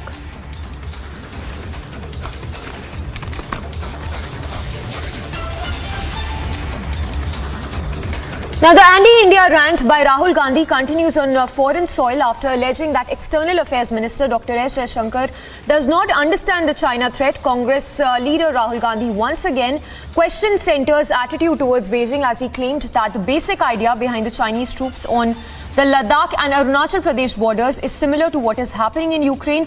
Gandhi also went on to say that even mentioned the threat to Jaishankar, but the latter disagreed, terming it a ludicrous idea. In fact, let's listen into those remarks that have come in from the Gandhi side. If you look at what has happened in Ukraine, right? The basic principle of Ukraine, the basic principle that has been applied in Ukraine is that the Russians have told the Ukrainians that we do not accept the relationship you have with Europe and America. And if you do not change this relationship, we will change your territory. We will challenge your territorial integrity, right? In my view, that is what is happening on the borders of my country. What China is threatening, China does not want us to have a relationship with the United States. And it is threatening us by saying, if you continue to have this relationship with the United States, we will take action. And that's why they've got troops in Ladakh, and that's why they've got troops in Arunachal Pradesh. So in my view, the basic idea behind the troops in Arunachal and Ladakh is similar to what is happening in Ukraine. I mentioned this to the foreign minister. He completely disagrees with me, and he thinks this is a ludicrous idea. It's fine. We have a different opinion. So there you heard Rahul Gandhi comparing the situation in the country to that of Ukraine as the Russian invasion in Ukraine continues. He goes on to say that the situation in the country is similar to what's happening in Ukraine, and that he even mentioned it to the External Affairs Minister, but the External Affairs Minister did not agree with him. Meanwhile, hitting out at Rahul Gandhi, Union Law Minister Kiren Rijiju has now said that calibrated malicious campaigns are on to insult the mandate of the people that should be exposed and resisted. In democracy, people are supreme authority and constitution is the ultimate guide. We must respect the mandate of the people. The mandate of the people, which is followed due process of law, must be respected at any cost. This cannot be challenged by a clear campaign. I have seen in recent time, there are, in the name of freedom of expression, attempts are being made to attack the democracy itself. One of the important success stories of the democracy, a strong constitutional provision which calls for a clear-cut separation of powers amongst judiciary, executive and the legislature. If any wing tries to encroach upon the territory of another wing, that must be fiercely resisted because it poses great danger to the democracy itself. Now remember, Rahul Gandhi is on a week-long visit to UK where he's been attending several of these events, making those anti-India remarks. In fact, he's taken pot shots at the External Affairs Minister, even went on to claim that the democracy in the country is dead, and also stated that the situation in the country is similar to what is being seized in Ukraine. So, of course, a lot of these events that are being attended by the Gandhi sign in London. First at the Cambridge University, where he delivered a lecture and questioned several of the policies of the government, went on to say that democracy is under threat. The other event that he attended was the IGA in London, in which he again targeted the External Affairs Minister, said that central agencies are being misused. And, of course, in the latest, another such event which was attended by him, where he said that the situation in the country is similar to what is being seen in Ukraine. Goes on to say that democracy is dead in the country, and even mentions that he's raked up the issue at the border areas with the External Affairs Minister, and that the External Affairs Minister does not agree with him on his views on the situation in the border areas. Let's listen in to the reaction. All right, but for now, moving on to a news break, to the news break that's just coming in.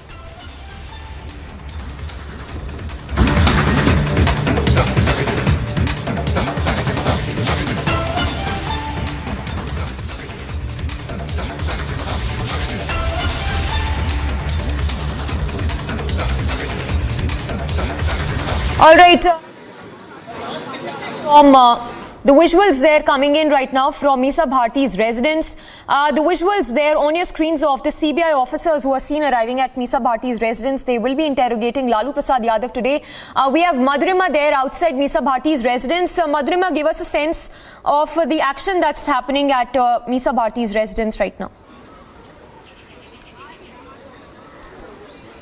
Well, yes, Samiksha, just a moment, a couple of moments back, I'll request my camera person to zoom in towards the residence of the RJD leader Misa Bharti over here, and her father Lalu Prasad Yadav is already living with her, and 2 cars have reached here filled with CBI officials over here, and these are the live visuals that we're bringing you from the residence of Misa Bharti.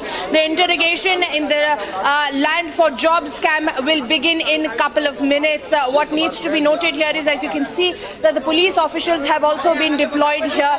Looking at the media presence, a lot of police officials have been deployed. That will be manning the gates of Misa Bharti's residence. Now, as we are bringing you these live visuals of the CBI officials reaching here at Misa Bharti's residence, a lot of political mudslinging is also happening in the background, where the RJD leaders along with the Aam Aadmi Party workers are saying that all those who will not comply with the ideology of the Bharatiya Janata Party will be met with the similar kind of fate like what happened with Manish Sisodia. Now, what needs to be noted here is that multiple complaints were raised. There were many officials who raised this complaint of this particular scam, after which the Central Bureau of Investigation took cognizance of this entire scam. And yesterday we saw that in the state of Bihar and city of Patna, Rabri Devi, Lalu Yadav's wife and Misa Bharti's mother was also interrogated in the entire scam for multiple hours. After a serious interrogation, she came out and said that it is nothing but political vendetta. These are the similar lines that were even taken by Sisodia as well and the Aam Aadmi Party. Kejriwal also tweeted in support of the RJD leader, and we'll go back to the visuals here, Samiksha. This is the residence of Misa Bharti.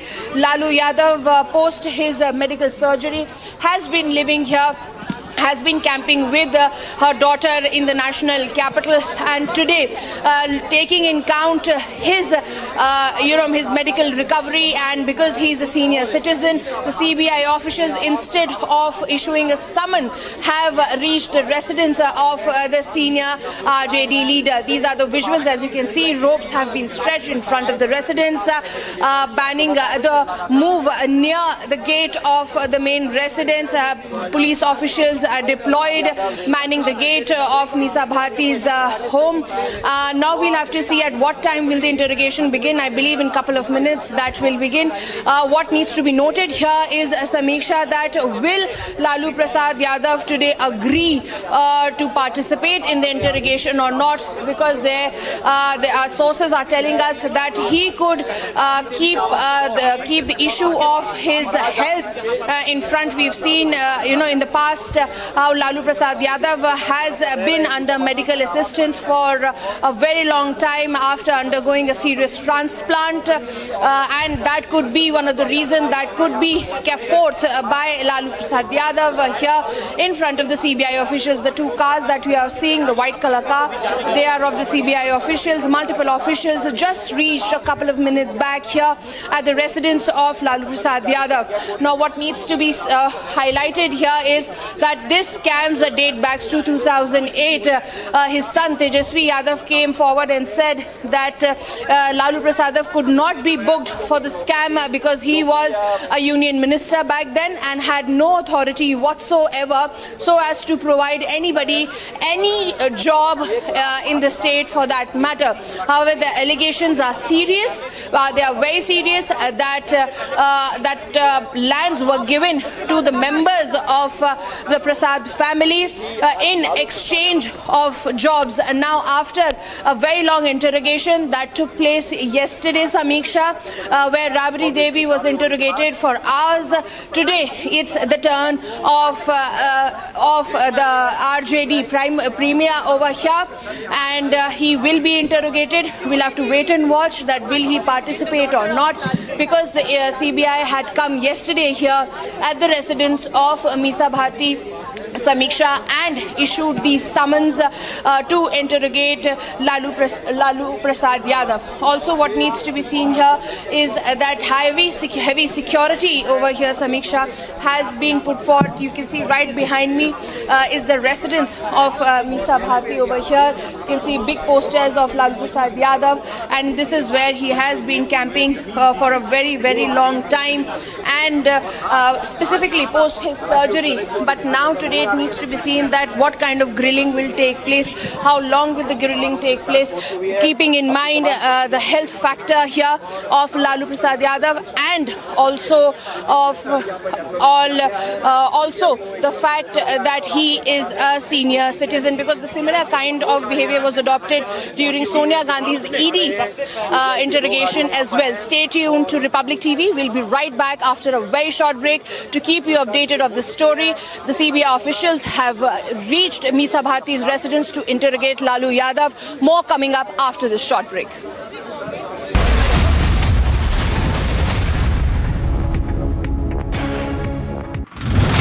Rajasthan government has still not made any comments on the despicable act which reportedly its policemen has done on the widows of the CRPF martyrs. When the wives of the CRPF martyrs went to Ashok Gehlot, the Chief Minister of Rajasthan, to ask for the promise to them by the Rajasthan government, instead of acknowledging to the demands, they were manhandled.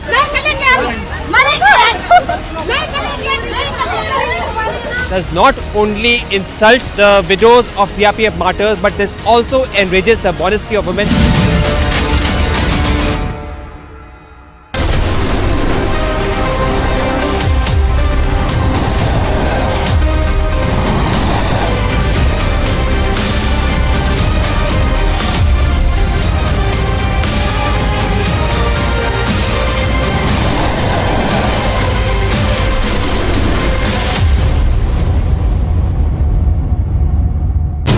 India has changed when a gangster called Atiq Ahmed runs for cover. There is one particular phrase that Yogi Adityanath used today that has gone totally viral. Bhaglo ya bhaglo. Bhaglo, B-H-A-G, bhaglo, meaning participate in the process of development. Or bhaglo, which means run away. This is a no-nonsense approach. The law-abiding citizens of this country, fed up of the mafia, the corruption, the terrorism, the threat, and the pseudo-secular Soros approach, they have come to love the Yogi approach. Why do people who say that India must dismantle Hindutva, why do these people have a problem when you say dismantle the mafia Yogi style? They say he dismantle Hindutva, I say dismantle the mafia. They say dismantle Hindutva, I say dismantle their secular gangsters.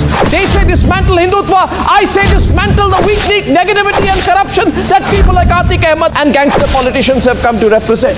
Doesn't Atiq Ahmed, Mukhtar Ansari and a whole lot of this gangster scum, the fact that Yogi gets them groveling, doesn't it make you want to rejoice?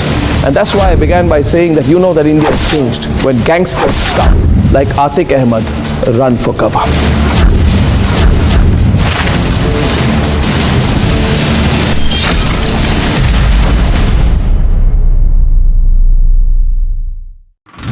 Stretcher पर लेटा हुआ यही शख्स उस्मान उर्फ विजय कुमार है। प्रयागराज उमेश पाल हत्याकांड में दूसरा बड़ा इनकाउंटर पुलिस ने किया है, जिसे आज तड़के सुबह कौंदियारा थाना इलाके में पुलिस ने बाहर गिराया। इसे पोस्टमार्टम के लिए लेकर जा रहे हैं। दूसरी बड़ी कामयाबी है एसटीएफ के लिए, उत्तर प्रदेश पुलिस के लिए। CBI team has reached Rabri residence in Patna. Tej Pratap Yadav, Rabri Devi, all are present inside the residence. This is the interrogation pertaining to the land for job scam which was done during Lalu Yadav's tenure as railway minister. The case is in the High Court in Delhi as well as the Patiala Court, and summons have been sent to both Rabri Devi, Tejas.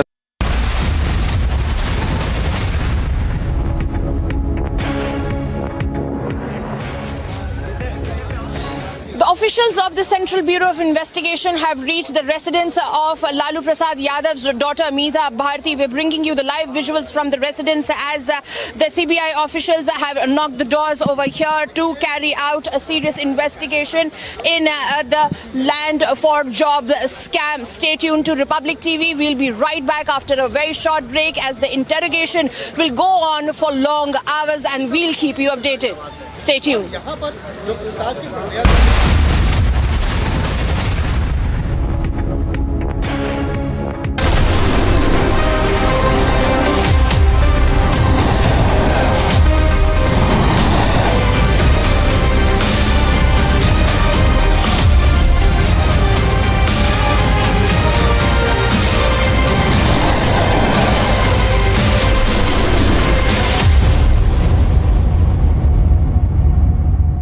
That India has changed when a gangster called Atiq Ahmed runs for cover. There is one particular phrase that Yogi Adityanath used today that has gone totally viral. Bhaglo ya bhaglo.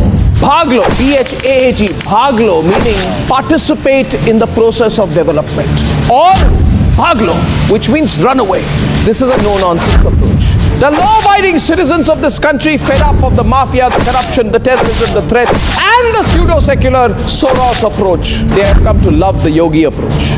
Why do people who say that India must dismantle Hindutva, why do these people have a problem when you say dismantle the mafia Yogi style?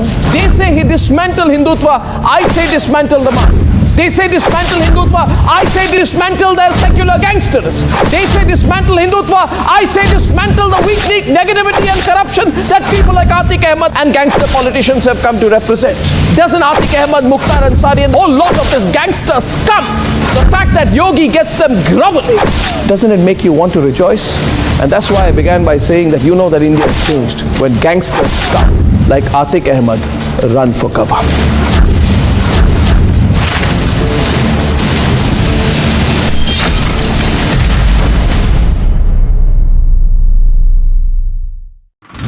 Stretcher पर लेटा हुआ यही शख्स उस्मान उर्फ विजय कुमार है। प्रयागराज उमेश पाल हत्याकांड में दूसरा बड़ा इनकाउंटर पुलिस ने किया है, जिसे आज तड़के सुबह कौंदियारा थाना इलाके में पुलिस ने बाहर गिराया। इसे पोस्टमार्टम के लिए लेकर जा रहे हैं। दूसरी बड़ी कामयाबी है एसटीएफ के लिए, उत्तर प्रदेश पुलिस के लिए।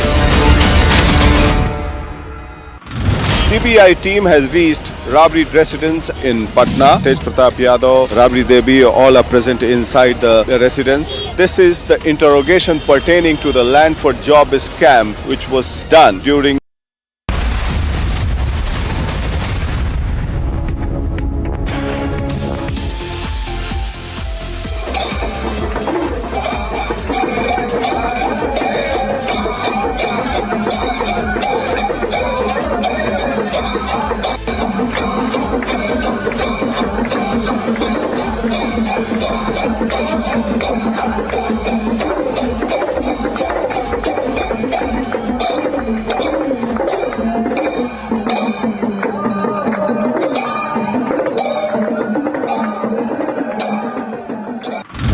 स्ट्रेचर पर लेटा हुआ यही शख्स उस्मान उर्फ विजय कुमार है। प्रयागराज उमेश पाल हत्याकांड में दूसरा बड़ा इनकाउंटर पुलिस ने किया है, जिसे आज तड़के सुबह कौंदियारा थाना इलाके में पुलिस ने बाहर गिराया। इसे पोस्टमार्टम के लिए लेकर जा रहे हैं। दूसरी बड़ी कामयाबी है एसटीएफ के लिए, उत्तर प्रदेश पुलिस के लिए।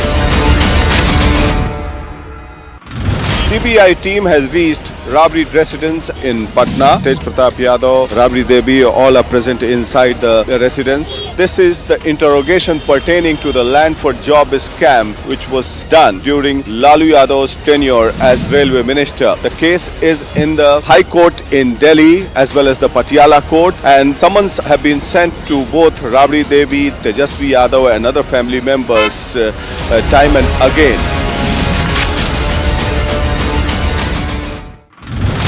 Rajasthan government has still not made any comments on the despicable act which reportedly its policemen has done on the widows of the CRPF martyrs. When the wives of the CRPF martyrs went to Ashok Gehlot, the Chief Minister of Rajasthan, to ask for the promise to them by the Rajasthan government, instead of acknowledging to the demands, they were manhandled.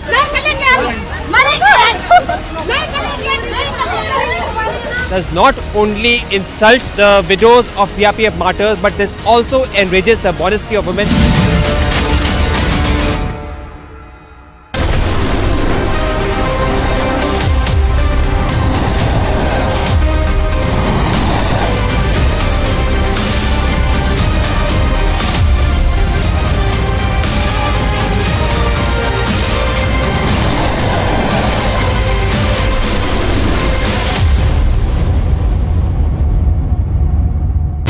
India has changed when a gangster called Atiq Ahmed runs for cover. There is one particular phrase that Yogi Adityanath used today that has gone totally viral. Bhaglo ya bhaglo. Bhaglo, Bhaag, bhaglo, meaning participate in the process of development. Or bhaglo, which means run away. This is a no-nonsense approach. The law-abiding citizens of this country, fed up of the mafia, the corruption, the terrorism, the threat, and the pseudo-secular Soros approach, they have come to love the Yogi approach. Why do people who say that India must dismantle Hindutva, why do these people have a problem when you say dismantle the mafia Yogi style? They say he dismantle Hindutva, I say dismantle the mafia. They say dismantle Hindutva, I say dismantle their secular gangsters. They say dismantle Hindutva, I say dismantle the weak negativity and corruption that people like Atiq Ahmed and gangster politicians have come to represent. Doesn't Atiq Ahmed, Mukhtar Ansari and a whole lot of this gangster scum, the fact that Yogi gets them groveling, doesn't it make you want to rejoice? And that's why I began by saying that you know that India has changed when gangsters scum like Atiq Ahmed run for cover.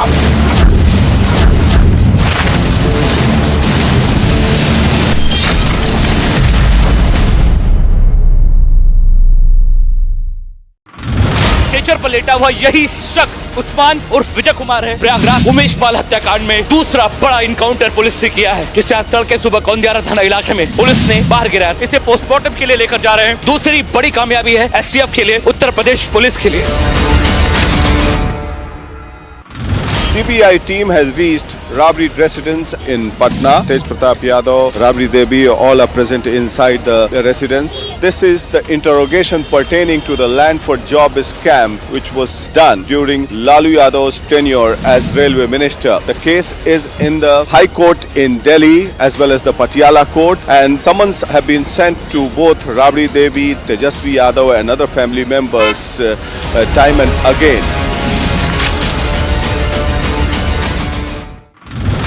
Rajasthan government has still not made any comments on the despicable act which reportedly its policemen has done on the widows of the CRPF martyrs. When the wives of the CRPF martyrs went to Ashok Gehlot, the Chief Minister of Rajasthan, to ask for the promise to them by the Rajasthan government, instead of acknowledging to the demands, they were manhandled.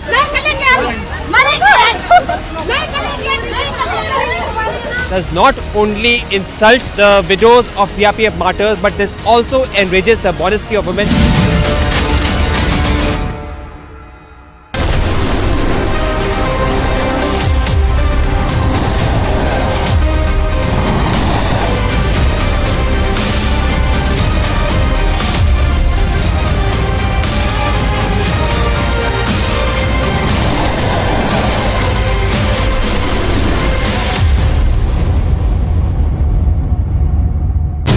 India has changed when a gangster called Atiq Ahmed runs for cover. There is one particular phrase that Yogi Adityanath used today that has gone totally viral. Bhaglo ya bhaglo. Bhaglo, Bhaag, bhaglo, meaning participate in the process of development. Or bhaglo, which means run away. This is a no-nonsense approach. The law-abiding citizens of this country, fed up of the mafia, the corruption, the terrorism, the threat, and the pseudo-secular Soros approach, they have come to love the Yogi approach. Why do people who say that India must dismantle Hindutva, why do these people have a problem when you say dismantle the mafia Yogi style? They say he dismantle Hindutva, I say dismantle the mafia. They say dismantle Hindutva. I say dismantle their secular gangsters. They say dismantle Hindutva. I say dismantle the weak negativity and corruption that people like Atiq Ahmed and gangster politicians have come to represent. Doesn't Atiq Ahmed, Mukhtar Ansari and a whole lot of this gangster scum, the fact that Yogi gets them groveling, doesn't it make you want to rejoice? And that's why I began by saying that you know that India has changed when gangsters scum like Atiq Ahmed run for cover.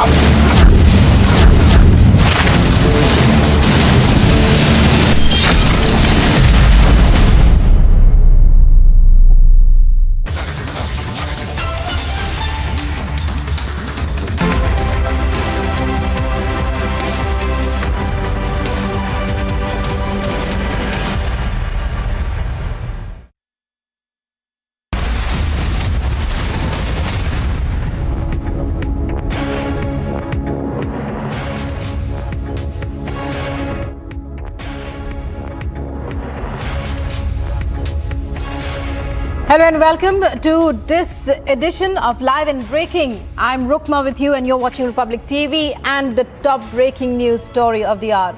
A CBI team has now arrived at Misa Bharati's residence. The team will interrogate Lalu Prasad Yadav today in Land for Jobs scam case. Republic has been updating you consistently on this. And since this morning, we've been telling you that the next person to be quizzed with regard to the Land for Jobs scam would be Misa Bharati, daughter of Lalu Prasad Yadav and Rabri Devi. And with me is Madhurima, my colleague. Madhurima, over to you for what's happening right now. We believe a CBI team is at Misa Bharati's residence.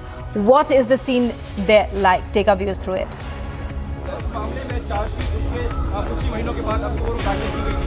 Well, yes, just a couple of minutes back, the Central Bureau of Investigation officials have reached at the residence of Misa Bharati. We're bringing you the live visuals from the spot where the CBI officials have reached. As you can see that after the CBI officials reached this spot, Delhi police officials are manning the gate and a rope has been stretched in front of the house so as to manage the media crowds as well. Let me tell you for the benefit of viewers that this is a scam that dates back to the year 2000, between 2004 and 2009. The CBI in a charge sheet last year had alleged that there was around 1 lakh square feet of land that was involved in this entire matter.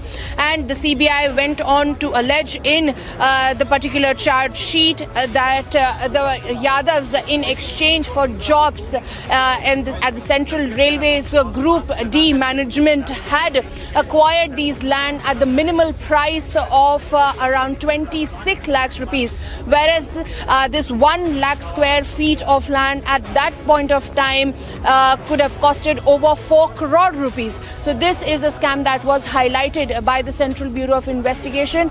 According to the charge sheet as well, there are around 8 people who had offered these pieces of lands that accumulated to 1 lakh square feet in exchange for jobs at the Central Railways. Now, yesterday as well, Lalu Prasad Yadav's wife and Misa Bharati's mother was also interrogated for over 4 hours in this entire matter. And after that, summons were issued to Misa Bharati, Hema Yadav, then Lalu Prasad Yadav, who has been camping here with the daughter post-surgery. We'll take you back to the visuals at the residence here. My video journalist Sandeep bringing you these visuals, live exclusive visuals from the residence of Misa Bharati, where this interrogation is underway. Now, what needs to be highlighted here is, Rukma, that a very serious scam has taken place. The CBI is alleging that for the benefit of giving a job at the Central Railways, around 1 lakh square feet of land was acquired by the Yadavs, specifically Misa, Hema and Rabri Devi and then Lalu Prasad Yadav himself had acquired this land in the mere price of 26 lakh rupees, whereas the then market value of that kind of piece of land was over 4 crore rupees. So the Central Bureau of Investigation is highlighting this entire scam so as to get into the depth of the exchange that were taken, because it is also an apprehension that this scam could have also spread its tentacles across the country in multiple states and not just in the state of Bihar. Yesterday, while interrogation, Rabri Devi, after the interrogation, had asserted that it is nothing but a political vendetta. Taking back to the visuals of the residents over here, had alleged that it's nothing but political vendetta on the part of the BJP. They said Tejasvi Yadav came forward and asserted that Lalu Prasad Yadav was the railway minister at that point in time under the UPA government and had no authority, Rukma, whatsoever to award any job to anybody, and those who differ from BJP, Rukma, will have to meet the same fate. Back to you.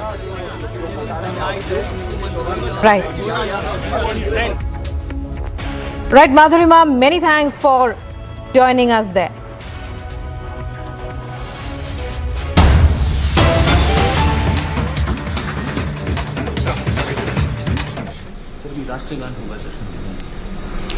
The respected Chief Secretary, Meghalaya.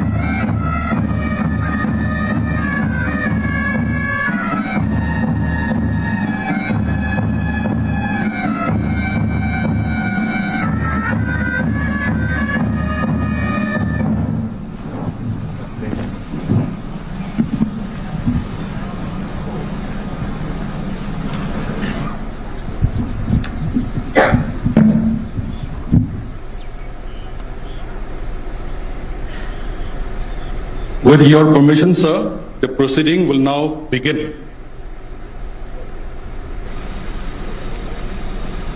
Are you pleased, sir, to administer the oath of office and secrecy to the Chief Minister and his Council of Ministers of Meghalaya?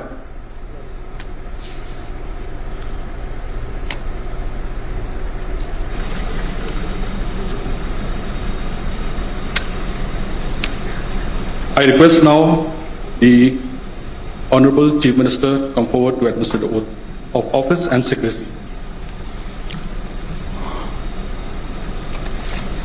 I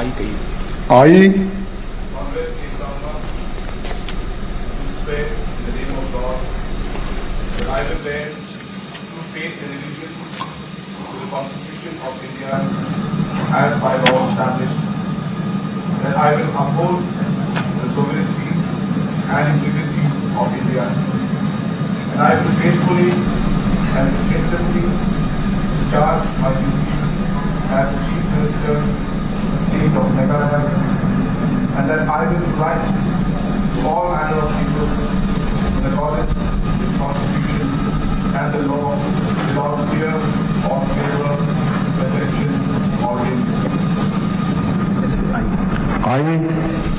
Comrade K. Sama, swear in the name of God that I will not directly or indirectly communicate or repeat to any person or persons any matter shall be brought under my consideration or shall become known to me as the Chief Minister for the State of Meghalaya, except as may be required for the due discharge of my duties as such Chief Minister.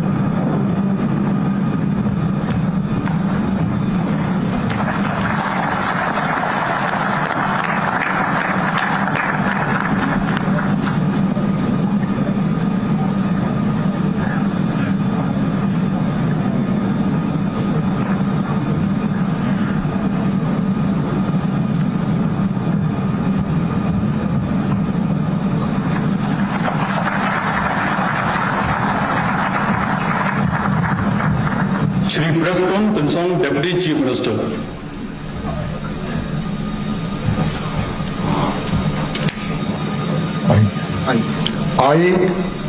I, Preston Tensong, do swear in the name of God that I will bear true faith and allegiance to the Constitution of India as by law established, that I will uphold the sovereignty and integrity of India, that I will faithfully and conscientiously discharge my duties as Deputy Chief Minister for the state of Meghalaya, and that I will do right to all manner of people in accordance with the Constitution and the law without fear or favor, affection or ill will.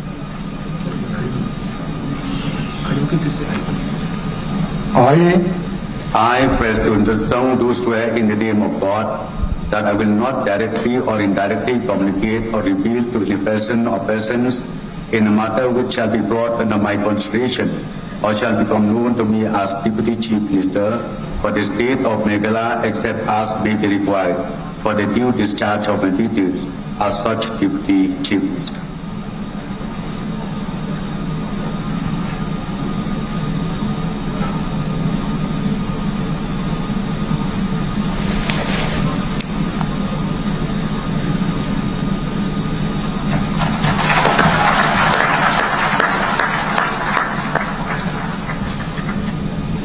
Shri Snehav Bhalang Dhar, Deputy Chief Minister.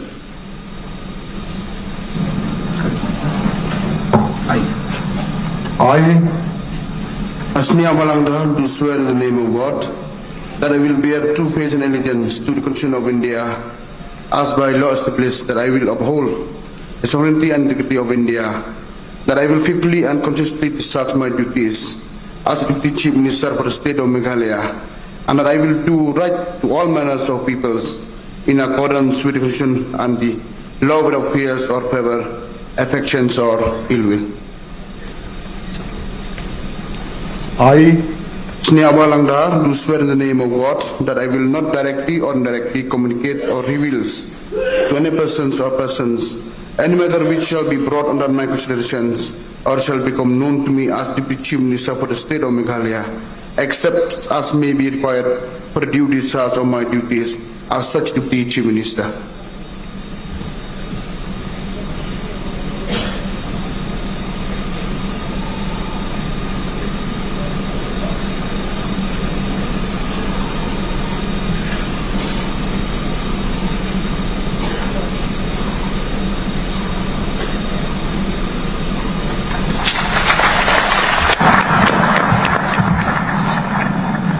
Shri Alexander Lalu Heck, Minister.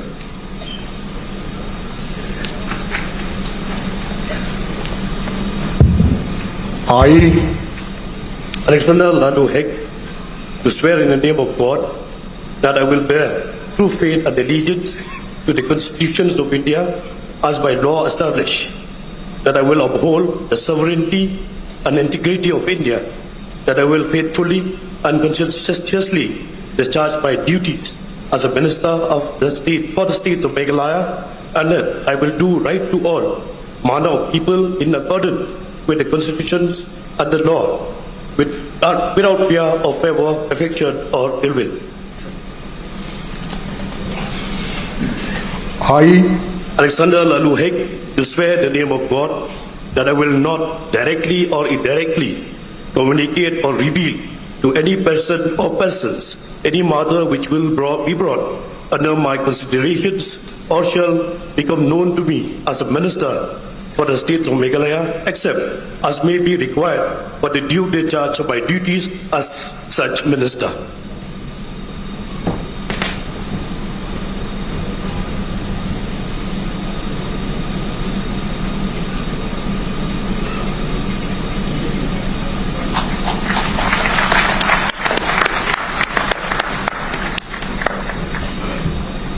Dr.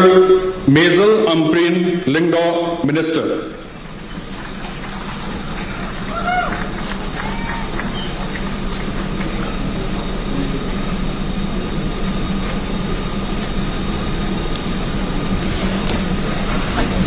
I, Dr. Maisel Amprin Lingdaw, do swear in the name of God that I will bear true faith and allegiance to the Constitution of India as by law established, that I will uphold the sovereignty and integrity of India, that I will faithfully and conscientiously discharge my duties as a minister of the state of Meghalaya, and that I will do right to all manner of people in accordance with the Constitution and the law without fear or favor, affection or ill will. I, Dr. Mazelam Lingdo, do swear in the name of God that I will not directly or indirectly communicate or reveal to any person or persons in any manner which shall be brought under my consideration or shall become known to me as minister for the state of Meghalaya, except as may be required for due discharge of my duties as such minister.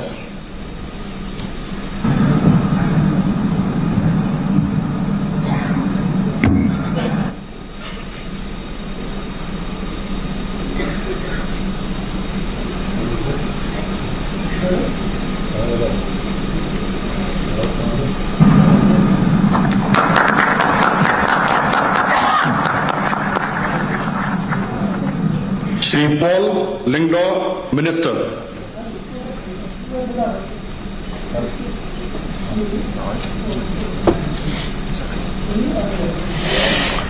I, Paul Lingdo, do swear in the name of God that I will bear true faith and allegiance to the Constitution of India as by law established, that I will uphold sovereignty and integrity of India, that I will faithfully and conscientiously discharge my duties as a minister for the state of Meghalaya, and that I will do right to all manner of people in accordance with the Constitution and the law without fear or favor, affection or ill will. I, Paul Lingdo, do swear in the name of God that I will not directly or indirectly communicate or reveal to any person or persons any matter which shall be brought under my consideration or shall become known to me as a minister for the state of Meghalaya, except as may be required for the due discharge of my duties as such minister.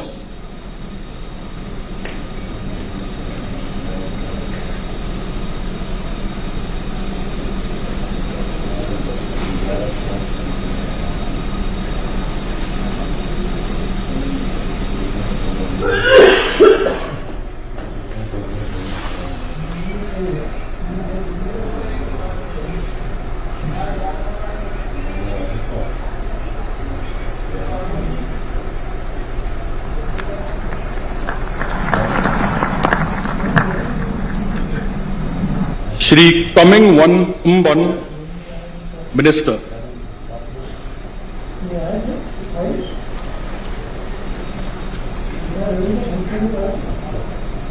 I, Coming One Amban, do swear in the name of God that I will bear true faith and allegiance to the Constitution of India as by law established, that I will uphold the sovereignty and integrity of India, that I will faithfully and conscientiously discharge my duties as a minister for the state of Meghalaya, that I will do right to all manner of the people in accordance with the Constitution and the law without fear or favor, affection or ill will. I, Coming One Amban, do swear in the name of God that I will not directly or indirectly communicate or reveal to any person or persons any matter which shall be brought under my consideration or shall become known to me as a minister for the state of Meghalaya, except as may be required for the due discharge of my duties as such minister.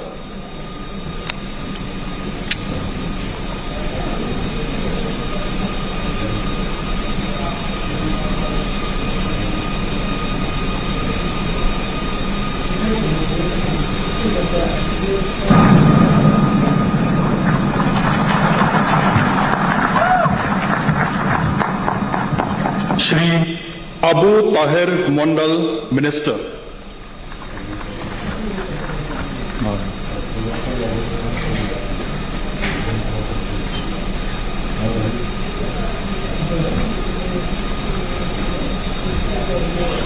I, Abu Tahir Mondal, do swear in the name of God that I will bear true faith and allegiance to the Constitution of India as by law established, that I will uphold the sovereignty and integrity of India, that I will faithfully and conscientiously discharge my duties as a minister for the state of Meghalaya, and that I will do right to all manner of people in accordance with the Constitution and the law without fear or favor, affection or ill will.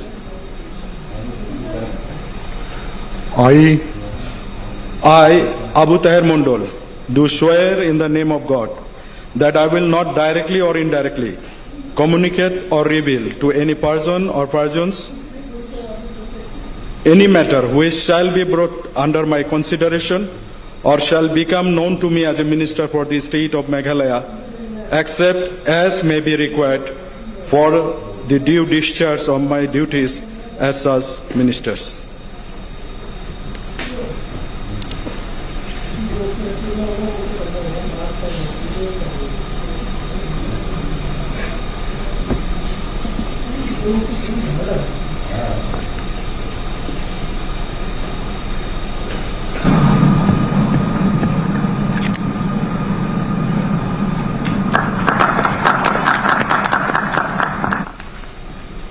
Shri Karman Shalla, Minister.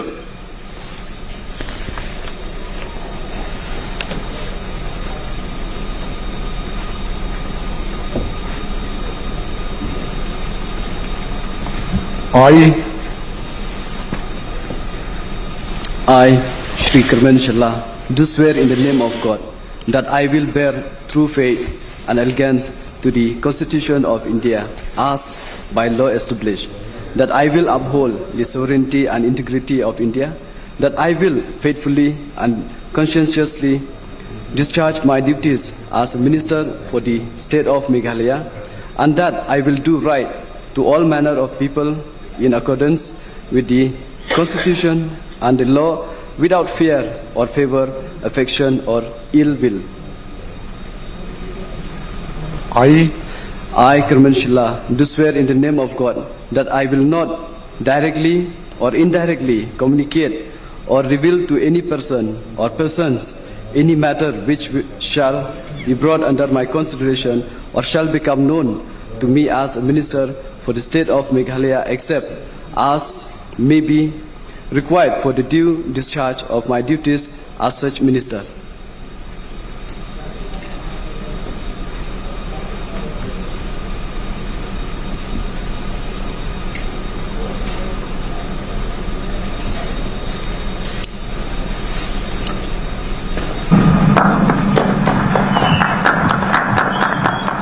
Shri Marcus N. Marak, Minister.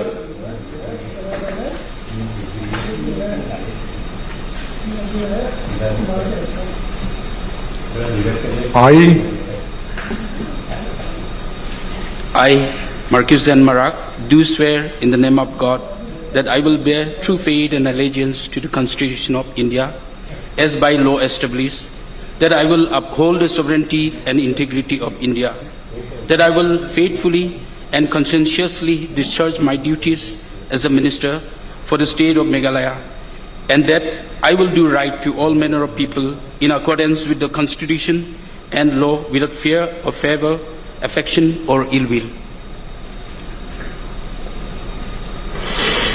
I, Marcus N. Marak, do swear in the name of God that I will not directly or indirectly communicate or reveal to any person or persons any matter which shall be brought under my consideration or shall become known to me as a minister for the state of Meghalaya, except as may be required for due discharge of my duties as such minister.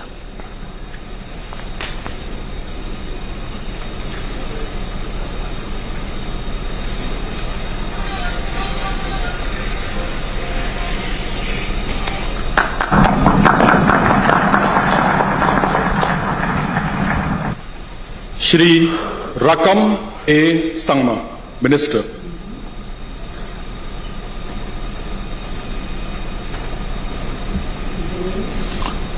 I, Rakam A. Sangma, do swear in the name of God that I will bear true faith and allegiance to the Constitution of India as by law established, that I will uphold the sovereignty and integrity of India, that I will faithfully and consistently discharge my duties as a minister for the state of Meghalaya, and that I will do right to all manner of people in accordance with the Constitution and the law without fear or favor, eviction or ill will.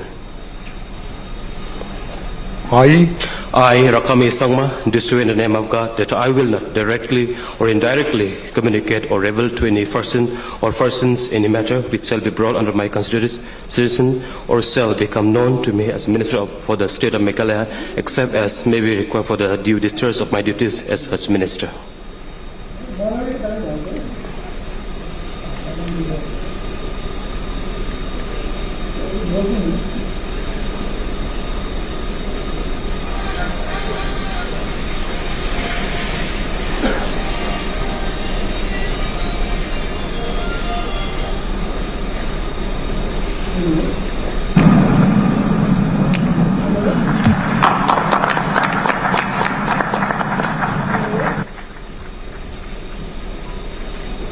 Shri Shaklir Warjari, Minister.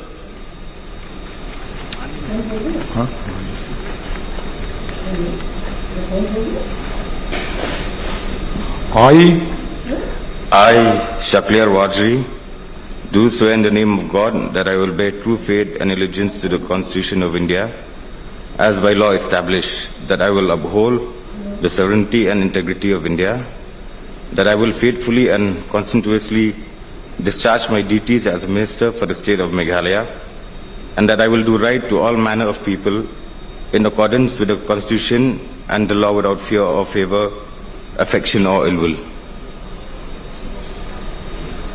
I, Shaklir Warjari, do swear in the name of God that I will not directly or indirectly communicate or reveal to any person or persons any matter which shall be brought under my consideration or shall be known to me as a Minister for the State of Meghalaya, except as may be required for the due discharge of my duties as such Minister.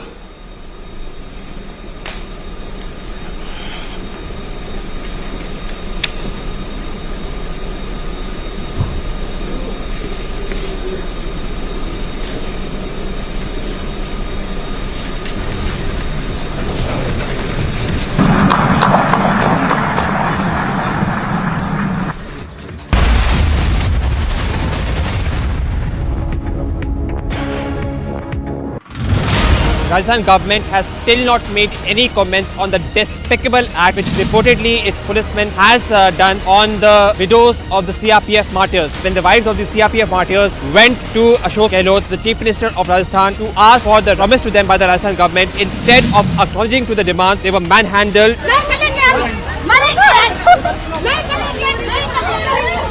Does not only insult the widows of CRPF martyrs, but this also enrages the modesty of women.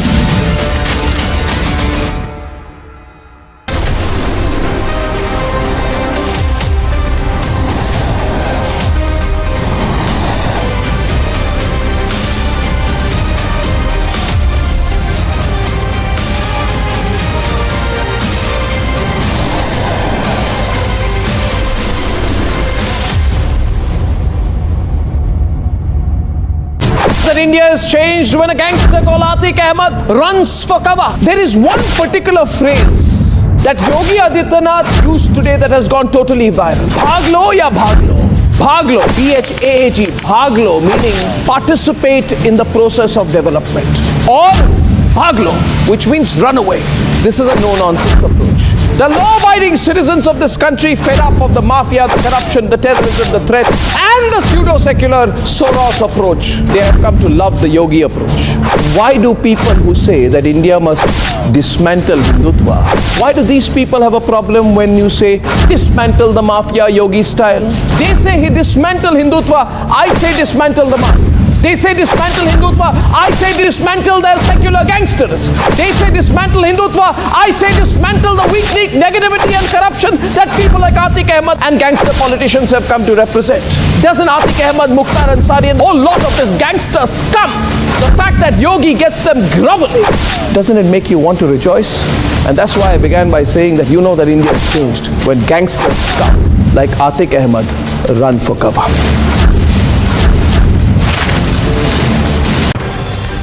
I said very clearly that the Adanis will be in big trouble going forward, but this won't even be a factor or a wrinkle for India. At that time, some unthought and unresearched opinion had predicted the tremors hitting the Indian economy, hitting the Modi government. And I said, no, on the contrary. I was very clear at that time. I said, on the contrary, this whole Adani episode and just how quickly global sentiment will subside and bounce back on India will prove only one thing: the resilience of the Indian economy, the solidity of the Indian economy, the prospects of the Indian economy. So this entire Adani episode in a way proves to be a testament to the India growth story. Not an impediment, not a blur, not a blemish. This has actually ended up helping the Modi government. It has, liptards, relax, your BP is going up, but it has. We can't take the focus away from Adani either. Adani is on free fall.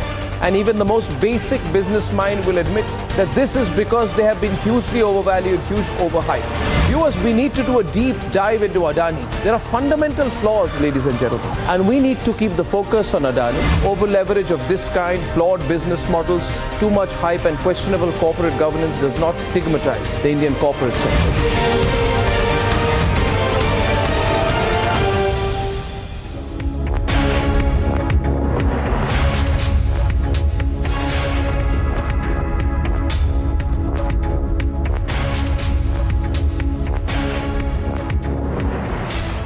Good morning. It's a power-packed Tuesday. Conrad Sangma has been sworn in as the Chief Minister of Meghalaya. We'll get you more top stories, starting first with the top headlines this Tuesday morning. That is what is happening on the borders of my country. What China is threatening, China does not want us to have a relationship with the United States. And it is threatening us. In London, Rahul betrays India once again, peddles fake news, toes pro-China line this time. We must respect the mandate of the people.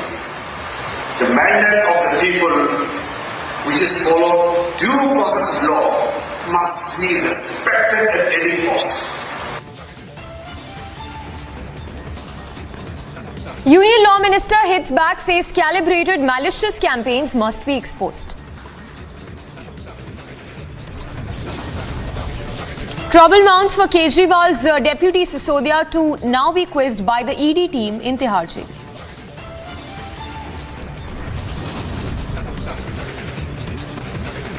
Land for job scam hits Lalu and family after CBI visit to Rabri Devi residence. Lalu being quizzed at his Delhi residence. After Northeast sweep, Prime Minister attends swearing-in ceremony in Shillong.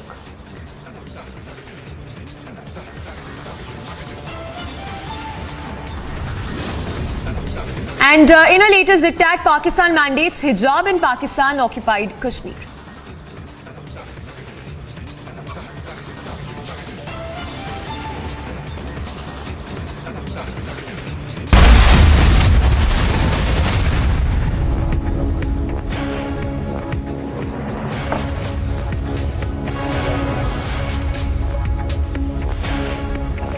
Alright, we start with the latest on the Liquorgate scam. The ED is all set to interrogate Manish Sisodia, who's lodged in Delhi's Tihar jail as we speak. The former Delhi Deputy Chief Minister is all set to be grilled today by the ED team probing the money laundering charges in the Liquorgate scam. Meanwhile, in another development in the Liquorgate scam, the ED, remember, has arrested Hyderabad-based businessman and liquor baron Arun Pillai in the scam. So that's, of course, the latest coming in.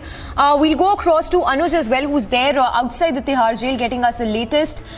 We're given to understand that the ED team will be reaching at the Tihar jail to question Manish Sisodia in the Liquorgate scam. Remember, multi-agencies are probing the Liquorgate scam in which several of the Aam Aadmi Party leaders are under the scanner of the ED and the CBI. Latest action, of course, coming in. ED having arrested another accused in this case, liquor baron Arun Ramchandra Pillai, who's been arrested from Hyderabad. Meanwhile, in another development, Manish Sisodia would be grilled by the ED team. Let's go across to Anuj, who's there outside the Tihar jail. Anuj, when can we expect the ED team to reach the Tihar jail to interrogate Manish Sisodia? Well, Samiksha, any moment from now, this is going to be the Enforcement Directorate team who is going to land here at the Tihar jail from where I am reporting. Let me tell you that one more arrest has been already done by the Enforcement Directorate in the liquor policy, which was implemented by the Aam Aadmi Party back in 2017. So this is going to be more trouble for the deputy of Aam Aadmi Party, rather the former deputy of Aam Aadmi Party, because he has already resigned. We do remember that he was arrested by the CBI. He was given 5 days custody earlier. Later it was the custody which was extended for 2 more days. And finally, yesterday, it was the former Deputy Chief Minister Manish Sisodia who was sent to judicial custody. At this point in time, when we are talking, let me ask my video journalist to give you a sense also from where I am reporting. This is Manish Sisodia, the Aam Aadmi Party senior leader and the former Deputy Chief Minister who is inside the premises. He is already under the judicial custody which has been granted by the Rouse Avenue Court, and CBI arrested him. Now, if we talk about the latest, then this is about the financial irregularities, what we have been told. So regarding the same, this is going to be the Enforcement Directorate who is going to look up into the matter, and Enforcement Directorate team any moment from now will be reaching Tihar to question Manish Sisodia and the same, to interrogate Manish Sisodia and the same. Let me tell you that the dots had been already connected, where on one side this was CBI who has already recorded the statement under 164. The financial irregularities are coming in light, that how the profit was given to different people, different vendors, and Enforcement Directorate is looking into the same angle now, that what exactly the financial irregularities has been done and where this money has gone and how this transaction was done. Till now, what is coming through our knowledge, through our sources, is that there were financial irregularities, and this is all which has happened by the Hawala process.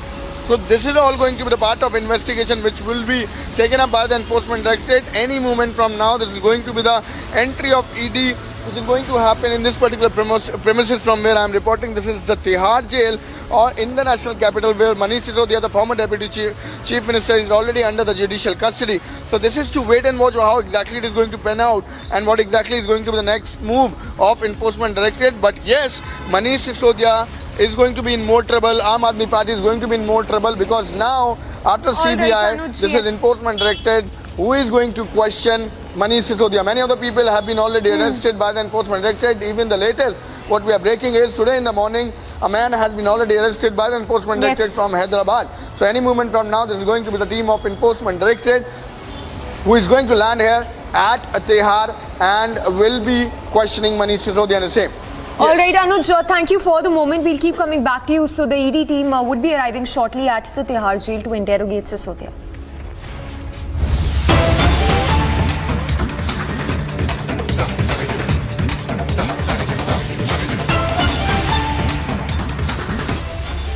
All right, to the news that's coming in from Tamil Nadu, where the North versus the South debate rages on. Latest, we're given to understand that the DMK ally there staging a protest against what they see is a divide within, in fact, it says that there is a dominance of North Indians and Brahmins in public sector jobs in Tamil Nadu. So that's the big charge that's been made by the prominent Dravidian outfit who are protesting in Chennai against what they say dominance of North Indians and Brahmins in government jobs in the state. Let's go across to Varshini for the live action. Varshini, if you can tell us what exactly is happening at this stage. We see, of course, the DMK ally staging protest against what they see say the dominance of North Indians and Brahmins in public sector jobs in the state. So as we are seeing how these migrant workers from North India are being attacked and how fake news is spreading majorly because of the comments and the remarks being made by several DMK leaders in several of these speeches being one of the major factors that brings in a threat among the people who are coming from different parts and living in the state. Now we can see that the Dandai Periyar Dravida Kazhagam, which is a very, very prominent Dravidian outfit in the state, which is also a pro-DMK outfit, and now they are protesting against a lot of government jobs, public sector jobs going to Brahmins and North Indians in majorly, and the people from other castes who expect for reservation are not being given is the main reason for the protest that they are doing now. And we can see that a lot of people who are, protesting are immediately being arrested and taken up for detention by the Chennai City Police. Basically, this is because these people are doing a protest, marching towards the government offices. Particularly right now, we are standing in front of the Shastri Bhavan, where they try to protest in front of Shastri Bhavan, and they try to enter it. And now the police are arresting them, and we are also seeing how they are also planning to protest throughout the day in front of other offices like CBI office, etc. Therefore, this is a very, very important issue that to be noted, because this is also a pro-Dravidian outfit, a pro-DMK outfit, whereas on one side there is this scare of North Indians coming to Tamil Nadu and working in labor kind of jobs, and now even the government public sector jobs are also now being a big question, and that is exactly what is happening right now, Samiksha. And Barshini, that's the hypocrisy of the DMK, because on one side, the ruling government in the state says that there is no discrimination against the migrant workers who've been working in the state. But on the other hand, we see the DMK allies staging a protest against those migrant workers who've been working in the state of Tamil Nadu. Well, absolutely, yes, Samiksha. So that is exactly the scenario prevailing here. Initially, it was, only about the fake news scenario that the DMK party, the ruling government, was claiming about. Now it is also about these kind of DMK outfits, Dravidian outfits, which are related to the DMK party in some or the other way, coming out and protesting against people from other states being able to secure public sector jobs. Therefore, this divide that is currently ongoing, the sense of division that is currently ongoing in the state is just growing because of this kind of protest that is happening, and the police are also gathered in large numbers here to quickly move all these people out of this area. And because since they have also been trying to go and march into the Shastri Bhavan, and that is exactly why they have now arrested and sent everybody to detention, Samiksha. All right. Varshini, we leave it at that. So, of course, the visuals there on your screens right now of Dravidian outfits staging a protest against the North Indians and Brahmins. They say that there is dominance of North Indians and Brahmins in public sector jobs in the state. This, of course, days after reports surfaced of how the migrant workers were being assaulted in the state of Tamil Nadu. So, of course, there you see a DMK linked outfit that is staging protest against the North Indians who've been working in the state of Tamil Nadu. Slipping into a very short break, but top stories to continue on the other side of this break. In London, Rahul betrays India once again, peddles fake news, toes the pro-China line this time.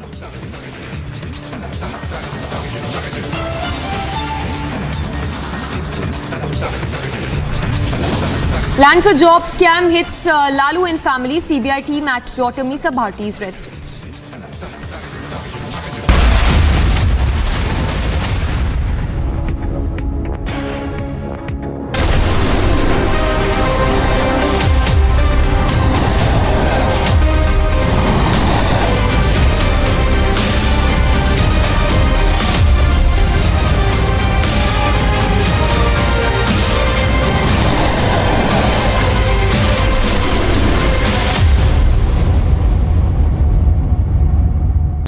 India is changed when a gangster called Atiq Ahmed runs for cover. There is one particular phrase that Yogi Adityanath used today that has gone totally viral. Bhaglo ya bhaglo. Bhaglo, B-H-A-G, bhaglo, meaning participate in the process of development. Or bhaglo, which means run away. This is a no-nonsense approach. The law-abiding citizens of this country, fed up of the mafia, the corruption, the terrorism, the threat, and the pseudo-secular Soros approach, they have come to love the Yogi approach. Why do people who say that India must dismantle Hindutva, why do these people have a problem when you say dismantle the mafia Yogi style? They say he dismantle Hindutva, I say dismantle the mafia. They say dismantle Hindutva, I say dismantle their secular gangster. Dismantle Hindutva, I say dismantle the weak negativity and corruption that people like Atiq Ahmed and gangster politicians have come to represent. Doesn't Atiq Ahmed, Mukhtar Ansari and a whole lot of this gangster scum, the fact that Yogi gets them groveling, doesn't it make you want to rejoice? And that's why I began by saying that you know that India has changed when gangsters scum like Atiq Ahmed run for cover.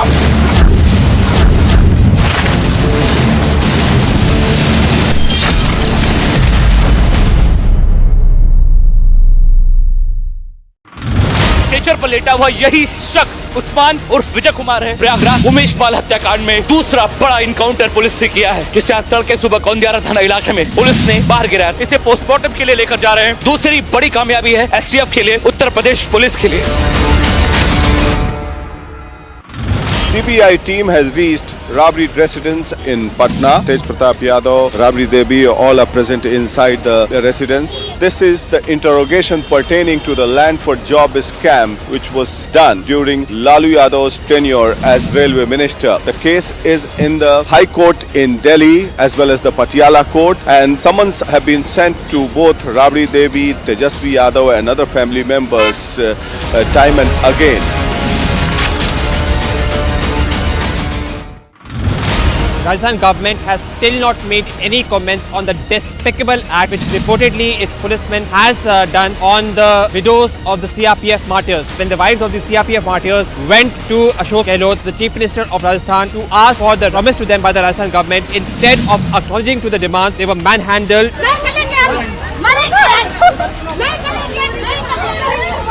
Does not only insult the widows of CRPF martyrs, but this also enrages the modesty of women.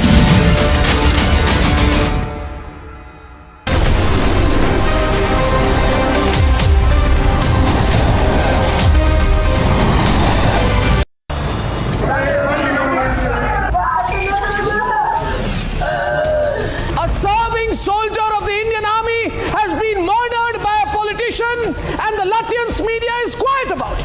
Not emphatically, not vocally, not till Republic named and shamed them about their silence over Lance Naik Prabhu's death. Look at this man. He's the Tamil Nadu Chief Minister, and as our reporter runs after him to ask him to say one thing, he says not one word. He just keeps running away from the Republic reporters.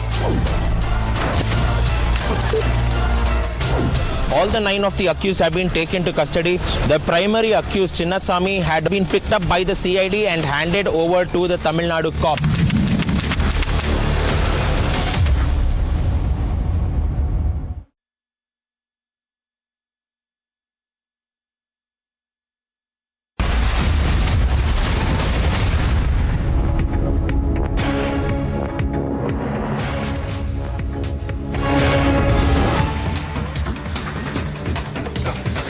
Now, Republic has accessed pictures of Pakistan terrorists who've been active in South Kashmir. We'll just put out those stills also that we've accessed of the terrorists who are active in South Kashmir for some time now. We're given to understand that these terrorists are involved in subversive activities and a mastermind behind the targeted killings which have happened in J&K, although the attacks are carried out by the overground workers of the terrorists. So those are the stills also of the active terrorists in South Kashmir. We're given to understand that these are terrorists who are involved in targeted killings. Let's go across to Zenith quickly for more details on that. Zenith, what do we know about these terrorists who we understand are active in South Kashmir?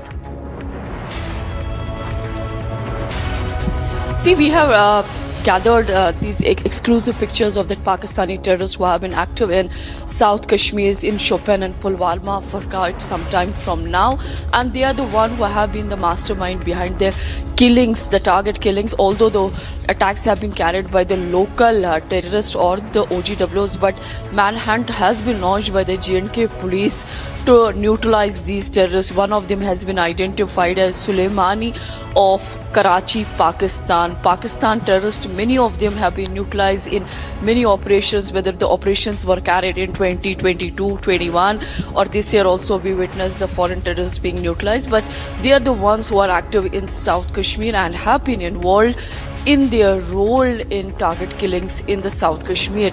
We have been seeing the ADGP Kashmir and the DGJ&K police coming very openly talking about that how the Pakistan is trying to fuel unrest in the Kashmir Valley. They are trying to lure the gullible youth to join the terror ranks, but despite all their moves, they have been failed. And also recently the statement coming from DGP J&K police saying that Pakistan is using narcotics to fund the terrorism in the Jammu and Kashmir, which is an open fact and has been proved time and again. These are the two terrorists that have been active in the South Kashmir for quite some time, and they are involved also in the subversive activities. All right, Zeenat, thank you for those details. So Zeenat getting us details and pictures of the terrorists who are active in South Kashmir.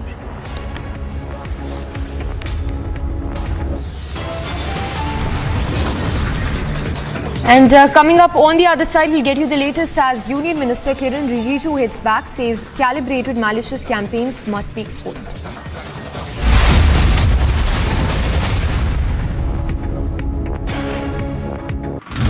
Stretcher पर लेटा हुआ यही शख्स उस्मान उर्फ विजय कुमार है। प्रयागराज उमेश पाल हत्याकांड में दूसरा बड़ा इनकाउंटर पुलिस ने किया है, जिसे आज तड़के सुबह कौंदियारा थाना इलाके में पुलिस ने बाहर गिराया। इसे पोस्टमार्टम के लिए लेकर जा रहे हैं। दूसरी बड़ी कामयाबी है एसटीएफ के लिए, उत्तर प्रदेश पुलिस के लिए।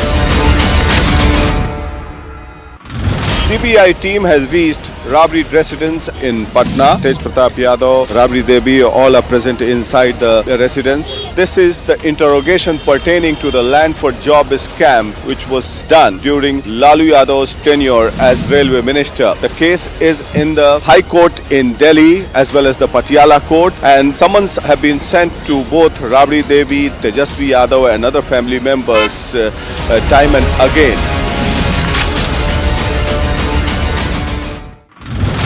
Rajasthan government has still not made any comments on the despicable act which reportedly its policemen has done on the widows of the CRPF martyrs. When the wives of the CRPF martyrs went to Ashok Gehlot, the Chief Minister of Rajasthan, to ask for the promise to them by the Rajasthan government, instead of acknowledging to the demands, they were manhandled.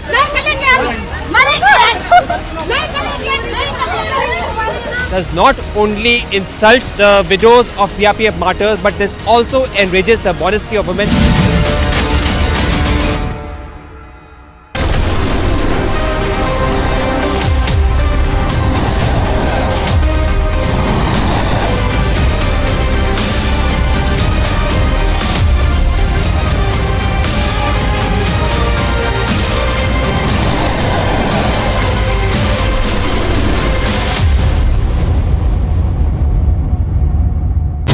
India is changed when a gangster called Atiq Ahmed runs for cover. There is one particular phrase that Yogi Adityanath used today that has gone totally viral. Bhaglo ya bhaglo.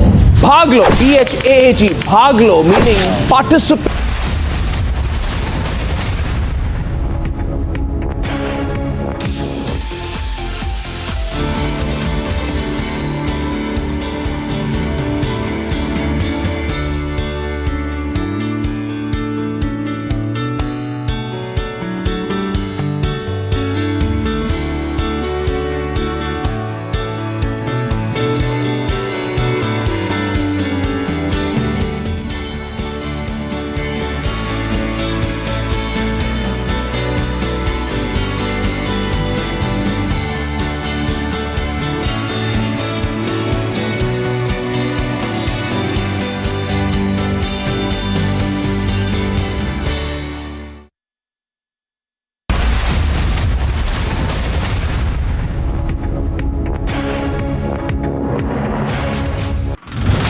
Rajasthan government has still not made any comments on the despicable act which reportedly its policemen has done on the widows of the CRPF martyrs. When the wives of the CRPF martyrs went to Ashok Gehlot, the Chief Minister of Rajasthan, to ask for the promise to them by the Rajasthan government, instead of acknowledging to the demands, they were manhandled.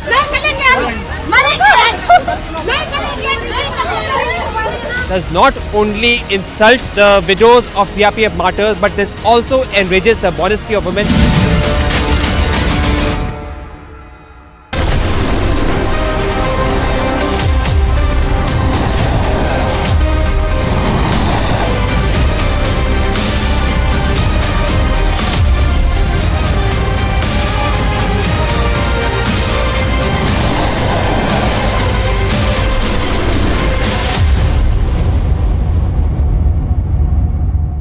That India is changed when a gangster called Atiq Ahmed runs for cover. There is one particular phrase that Yogi Adityanath used today that has gone totally viral. Bhaglo ya bhaglo.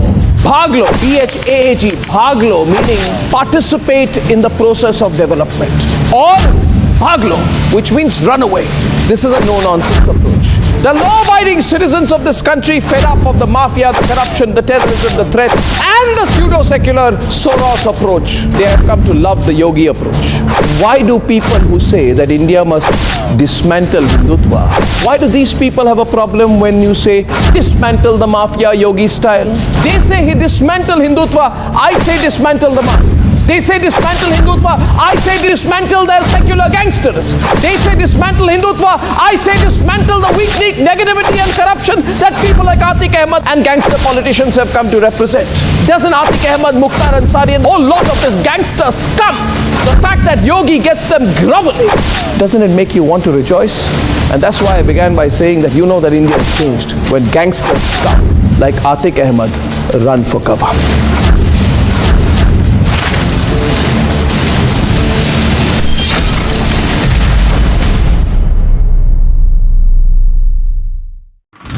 Stretcher पर लेटा हुआ यही शख्स उस्मान उर्फ विजय कुमार है। प्रयागराज उमेश पाल हत्याकांड में दूसरा बड़ा इनकाउंटर पुलिस ने किया है, जिसे आज तड़के सुबह कौंदियारा थाना इलाके में पुलिस ने बाहर गिराया। इसे पोस्टमार्टम के लिए लेकर जा रहे हैं। दूसरी बड़ी कामयाबी है एसटीएफ के लिए, उत्तर प्रदेश पुलिस के लिए। CBI team has reached Rabri residence in Patna. Tej Pratap Yadav, Rabri Devi, all are present inside the residence. This is the interrogation pertaining to the land for job scam which was done during Lalu Yadav's tenure as railway minister. The case is in the High Court in Delhi as well as the Patiala Court, and summons have been sent to both Rabri Devi, Tejasvi Yadav and other family members time and again.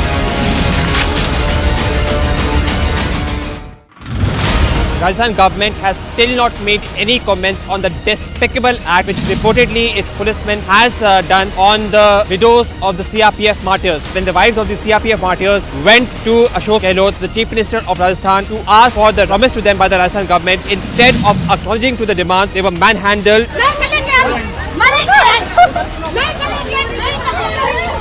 Does not only insult the widows of CRPF martyrs, but this also enrages the modesty of women.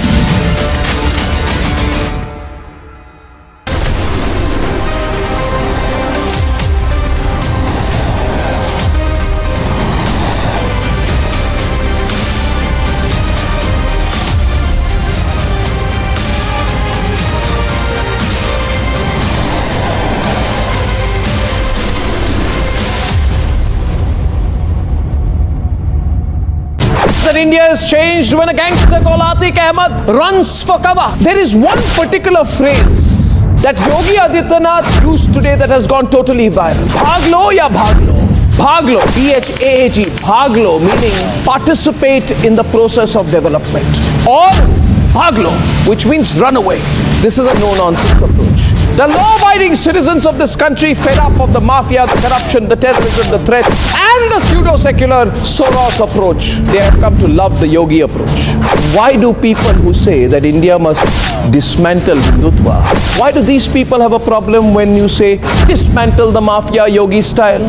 They say he dismantle Hindutva, I say dismantle the mafia. They say dismantle Hindutva, I say dismantle their secular gangsters. They say dismantle Hindutva, I say dismantle the weak negativity and corruption that people like Atiq Ahmed and gangster politicians have come to represent.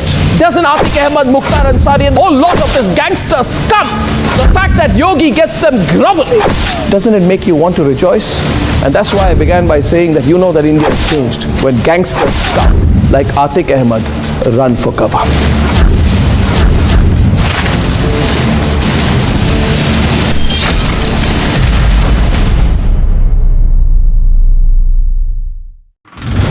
Stretcher पर लेटा हुआ यही शख्स उस्मान उर्फ विजय कुमार है। प्रयागराज उमेश पाल हत्याकांड में दूसरा बड़ा इनकाउंटर पुलिस ने किया है, जिसे आज तड़के सुबह कौंदियारा थाना इलाके में पुलिस ने बाहर गिराया। इसे पोस्टमार्टम के लिए लेकर जा रहे हैं। दूसरी बड़ी कामयाबी है एसटीएफ के लिए, उत्तर प्रदेश पुलिस के लिए। CBI team has reached Rabri residence in Patna. Tej Pratap Yadav, Rabri Devi, all are present inside the residence. This is the interrogation pertaining to the land for job scam which was done during Lalu Yadav's tenure as railway minister. The case is in the High Court in Delhi as well as the Patiala Court, and summons have been sent to both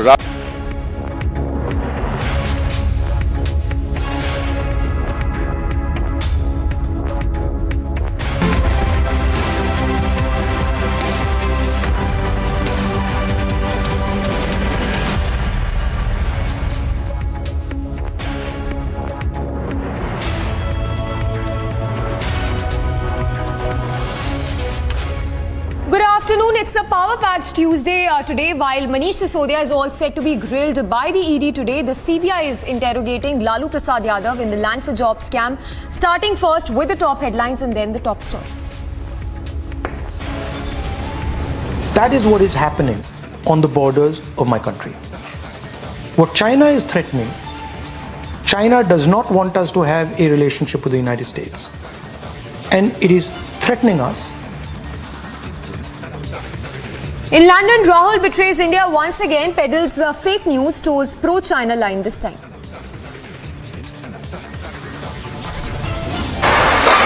We must respect the mandate of the people.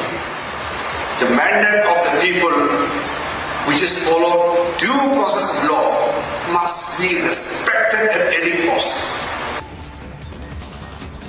Union Minister Rijiju hits back, says calibrated malicious campaigns must be exposed. Trouble mounts for Kejriwal's deputy Sisodia to now be quizzed by ED team in Tihar jail.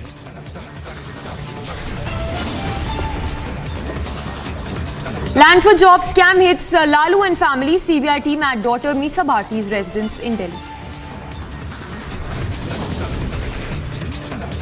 After a Northeast sweep, Prime Minister Modi attends swearing-in ceremony in Shillong.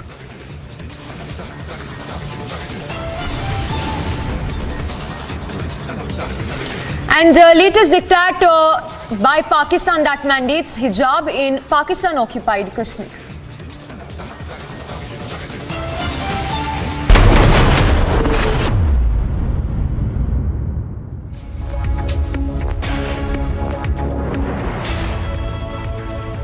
Now, as the liquor gate scam explodes and the CBI is all set to, in fact, the Enforcement Directorate is all set to grill Manish Sisodia, Kejriwal has taken to Twitter, extending thanks, gratitude to the Kerala Chief Minister. He says, and I quote what Kejriwal has said, thank you, Honorable Chief Minister Pinarayi Vijayan, for raising voice against illegal arrests of leaders across the country. So, a response that's coming from Arvind Kejriwal after Kerala Chief Minister has written saying that the arrests that are happening by the central agencies is nothing but political vendetta. In fact, reading out from that letter that was written by Kerala Chief Minister to the Prime Minister, where he says that देश भर के सरकारी स्कूलों का बुरा हाल है। यहाँ मजबूरीवश गरीब अपने बच्चों को पढ़ने भेजते हैं। आज़ादी के 75 साल बाद एक ऐसा शख्स आया जिसने सरकारी स्कूलों की काया पलट दी और गरीबों के बच्चों को भी अमीरों के बच्चों जैसी अच्छी शिक्षा मिलने लगी। वो शख्स है मनीष सिसोदिया। देश भर में सरकारी अस्पतालों का बुरा हाल है। यहाँ गरीब मजबूरीवश अपना इलाज करवाने जाते हैं। आज़ादी के 75 साल बाद एक ऐसा शख्स आया जिसने सरकारी अस्पतालों की दशा बदल दी। गली गली में मोहल्ला क्लिनिक बना के अच्छा और फ्री इलाज हर घर तक पहुंचाया। पूरी दुनिया को मोहल्ला क्लिनिक का एक नया मॉडल दिया। वो शख्स है सत्येंद्र जैन। और दूसरी ओर एक शख्स है जिसने भारत की जनता का खून पसीने से कमाया अरबों खरबों रुपया लूट लिया। बैंकों का और LIC का पैसा डुबो दिया। प्रधानमंत्री मोदी जी ने मनीष सिसोदिया और सत्येंद्र जैन जैसे देशभक्तों पे झूठे केस थोप के उनको जेल में डाल दिया और देश को लूटने वाले उस शख्स को गले लगा लिया।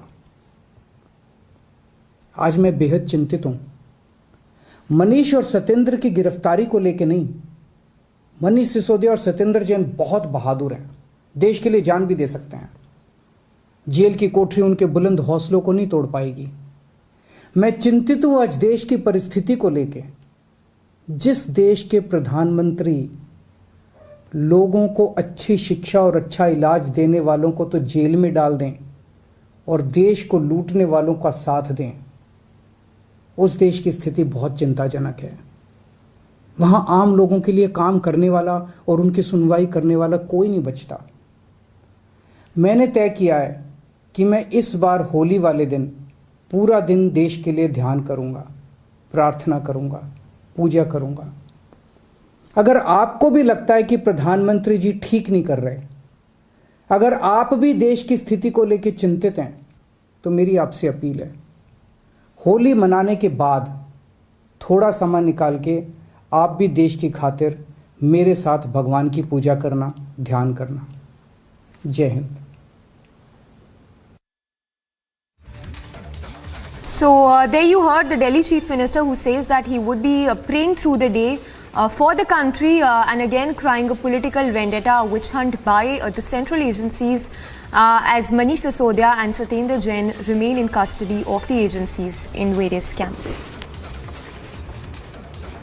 Also remember, in the latest action, the ED has arrested Hyderabad-based businessman and liquor baron Arun Ramachandra Pillai in the liquor gate from Hyderabad. So that's of course the latest action that's been taken by the Enforcement Directorate. In fact, we're also given to understand that the Enforcement Directorate would be interrogating Manish Sisodia inside the Tihar jail today. So of course a lot of developments in the liquor gate scam. Let's go across quickly to Piyush Mishra, who's joining us live right now. Piyush, if you can give us more details on the ED action that's been taken in the latest. We understand that in a short while from now, Manish Sisodia would be grilled by the ED.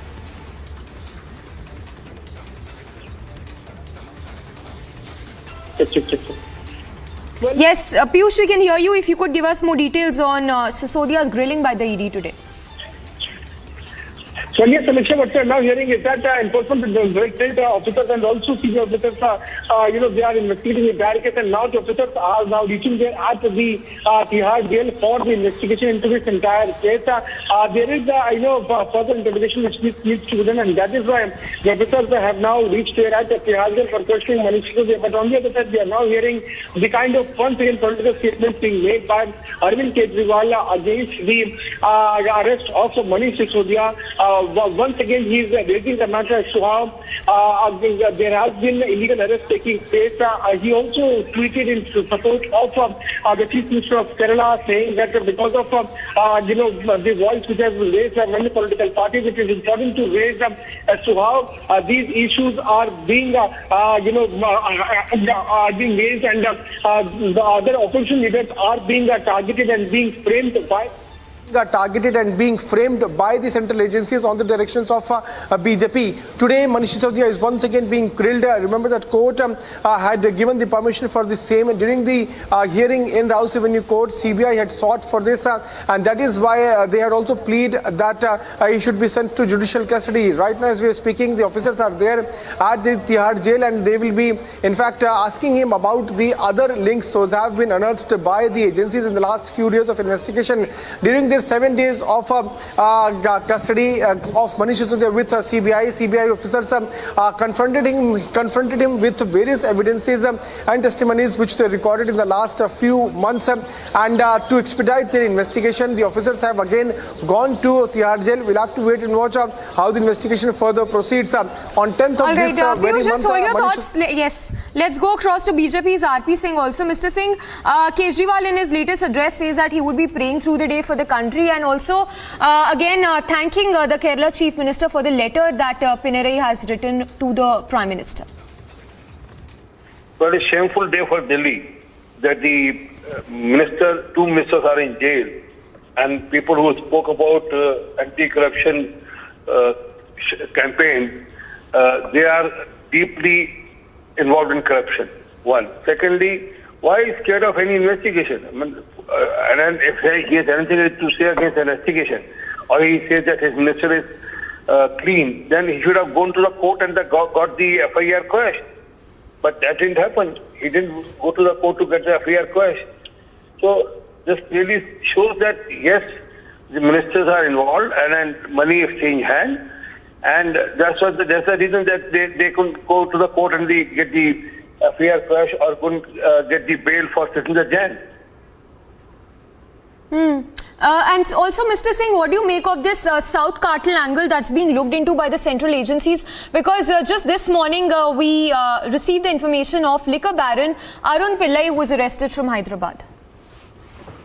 Well, there's no doubt the liquor tenders were given to the South cartel here, and one of their key colleagues of the Aam Aadmi Party, who was their advisor on the marketing and media and other activities, he was the conduit. Vijay Nair was the conduit in between the South lobby and the Aam Aadmi Party government, and that's why he was allocated a ministerial bungalow in Delhi, so that he can do all that deals from the comfort of the ministerial bungalow. This categorically shows that this is a complete record of South liquor cartel, in which the KCR's daughter's name is also there, and let's see how do the thing proceed. But fact is, yes, there is a deal between South liquor cartel and Aam Aadmi Party, and that money rerouted for electoral objectives. All right, appreciate you, Mr. Singh, for speaking to us. Let's go back to Piyush Mishra, who continues to be with us. Piyush, talking about the names that are now just tumbling out, do you think that it is just a tip of the iceberg and there are more names that could emerge in the coming days as far as this South cartel angle is concerned in the liquor gate?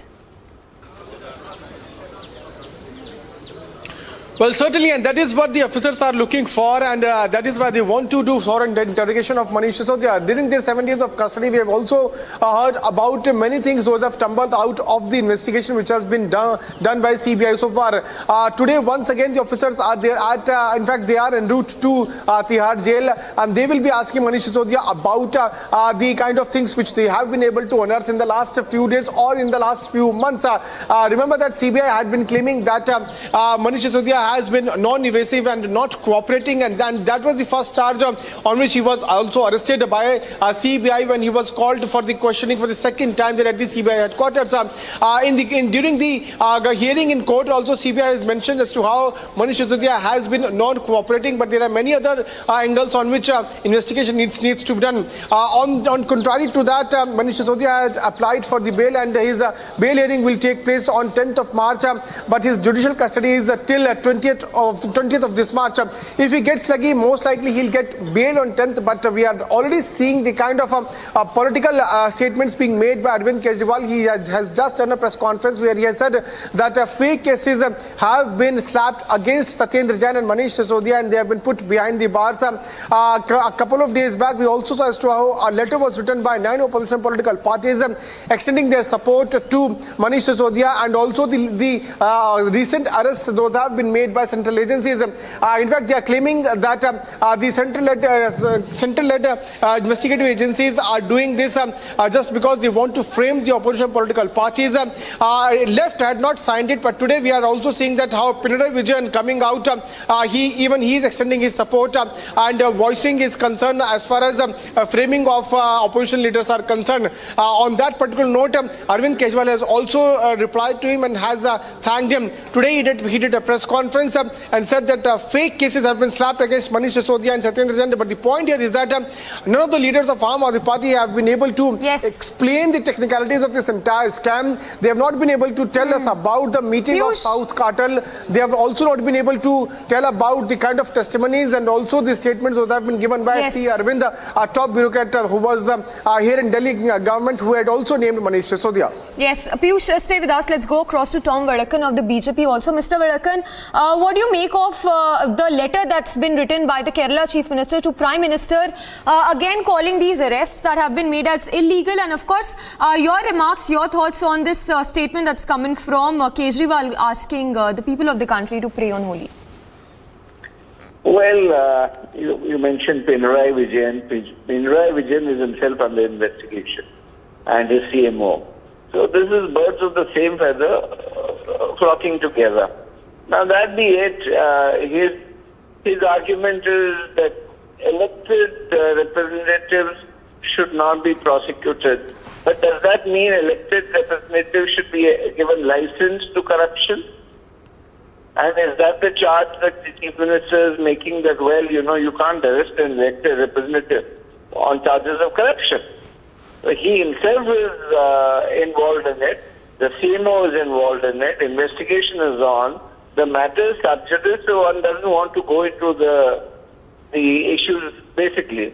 And as to the question of Kejriwal, the Chief Minister of Delhi, let me state it very clearly. He's a worried man. Because if evidences, the smoking gun evidence against Sisodia by the IAS officers that have come out of late is going to damage him, the case. And he's also worried that in case Sisodia opens his mouth, he himself is in trouble. So all this song and dance that he's putting up is essentially to save his skin. To tell Sisodia, I'm doing everything possible, so don't name me in any of these issues. Well, that's right, Varakan, and that's a question on everyone's mind, that how deep does this rot run, and if this is just the tip of the iceberg. Let's once again listen into the remarks that have come in from the Delhi Chief Minister.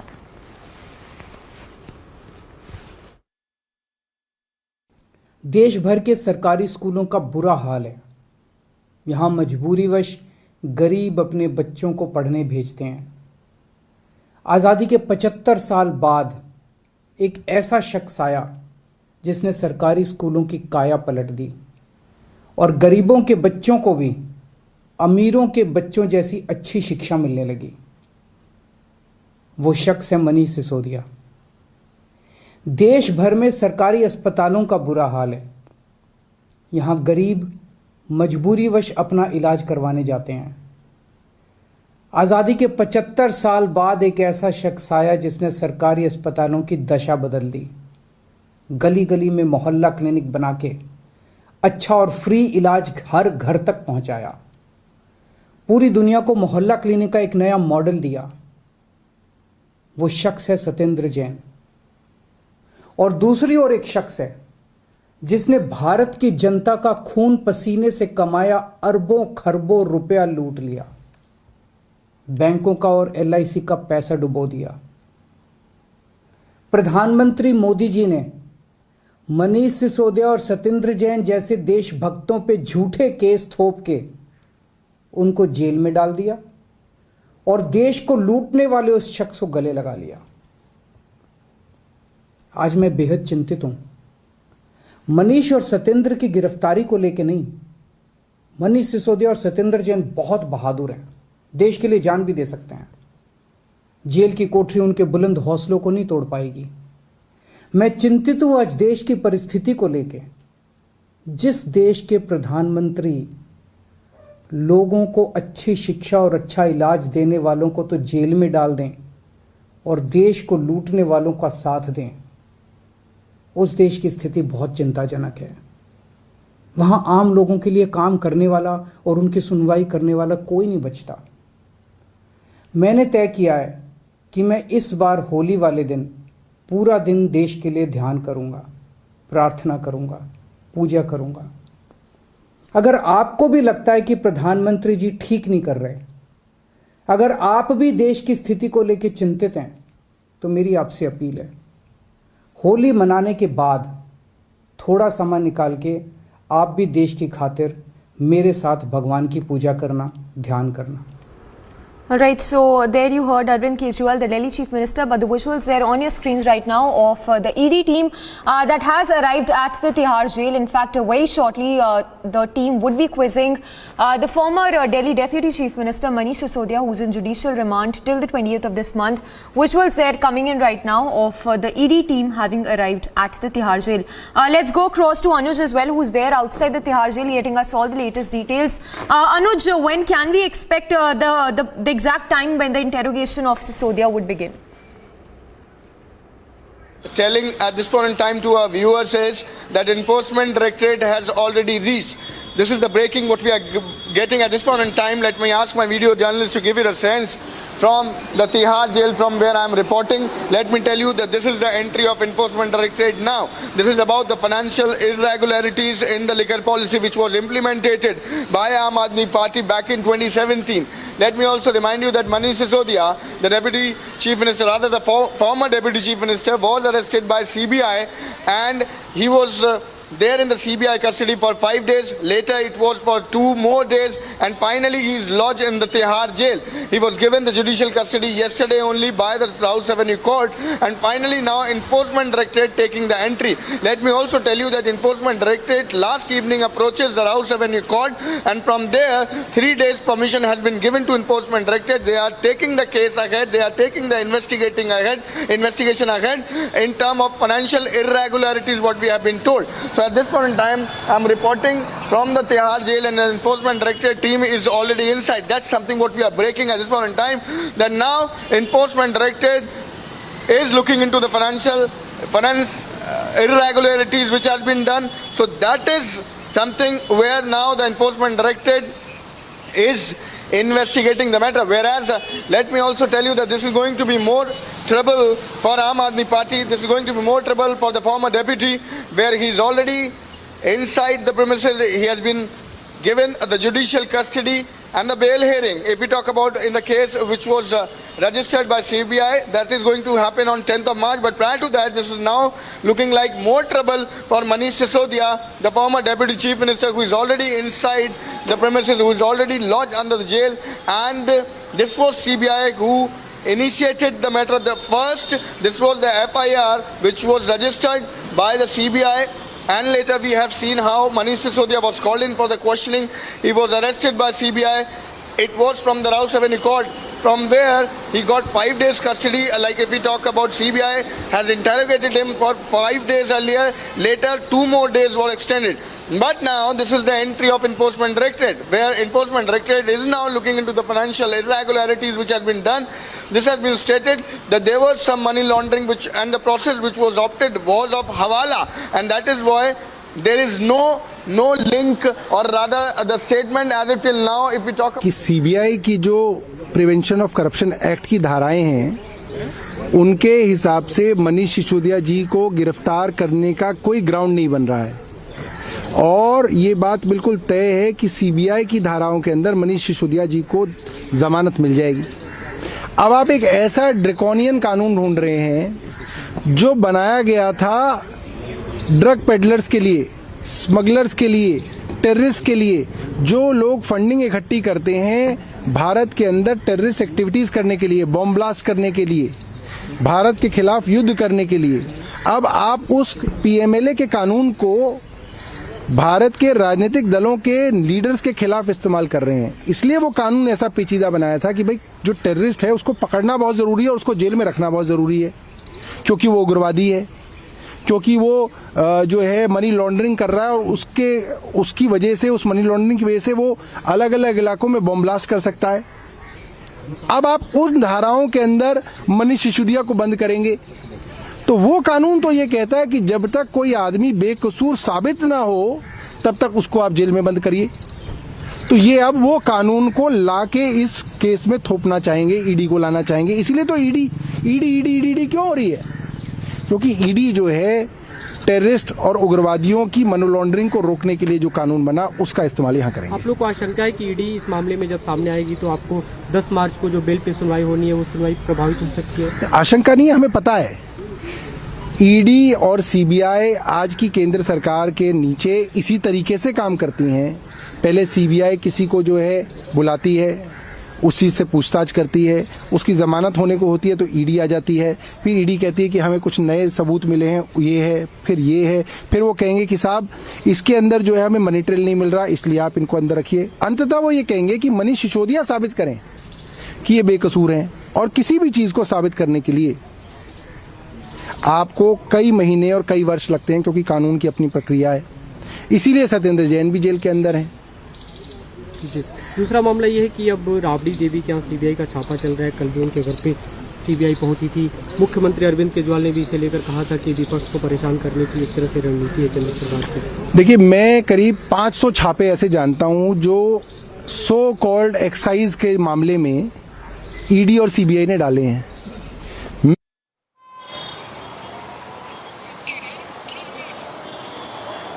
Well, the line taken by Aam Aadmi Party is again very much similar as we have seen it earlier also. This is none other but Arvind Kejriwal himself, the supremo of Aam Aadmi Party and the Chief Minister of Delhi, and now this was Saurabh Bharadwaj of Aam Aadmi Party who is taking the same line that this is all political vendetta, but the agencies haven't got anything yet, and this is the line which has been taken earlier also by Aam Aadmi Party. So this was Arvind Kejriwal, this is Saurabh Bharadwaj, and we have seen it earlier also. If we talk about the reaction from Aam Aadmi Party, the numbers of netas have came out with the same line where they are calling it a political vendetta, they are calling it a witch hunt. But on the other hand, if we talk about the latest, then yes, this is enforcement directorate who could be clearly seen in action now, because they are looking into the financial irregularities, and this is going to be more trouble for Manish Sisodia. This is going to be the more trouble for the people whosoever is connected with the liquor policy, because the enforcement directorate has now already connected the dots, and they are at this point in time is investigating the matter. At this point in time, they are inside. So Manish Sisodia, the former deputy, is being questioned by the enforcement directorate. We have seen how the CBI has arrested Manish Sisodia. He was number one accused in the FIR which was registered by the CBI, and now this is enforcement directorate who could be clearly seen in action. On the other hand, let me also tell you, if we talk about the investigation which has been taken ahead by the enforcement directorate now, numbers of people have been already arrested. Yes, back to you. That is what is happening on the borders of my country. What China is threatening, China does not want us to have a relationship with the United States, and it is threatening us. We must respect the mandate of the people. The mandate of the people, which is followed due process of law, must be respected at any cost.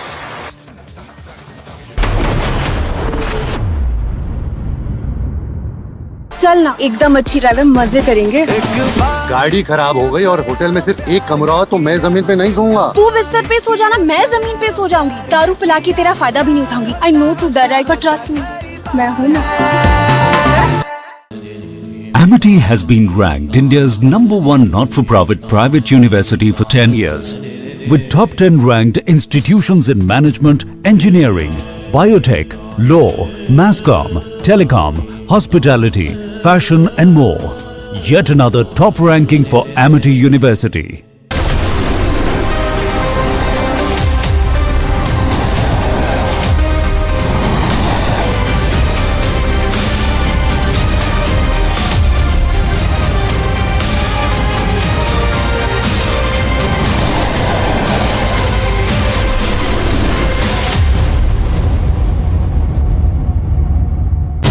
India has changed when a gangster called Atiq Ahmed runs for cover. There is one particular phrase that Yogi Adityanath used today that has gone totally viral. Bhaglo ya bhaglo. Bhaglo, B-H-A-G, bhaglo, meaning participate in the process of development. Or bhaglo, which means run away. This is a no-nonsense approach. The law-abiding citizens of this country, fed up of the mafia, the corruption, the terrorism, the threat, and the pseudo-secular Soros approach, they have come to love the Yogi approach.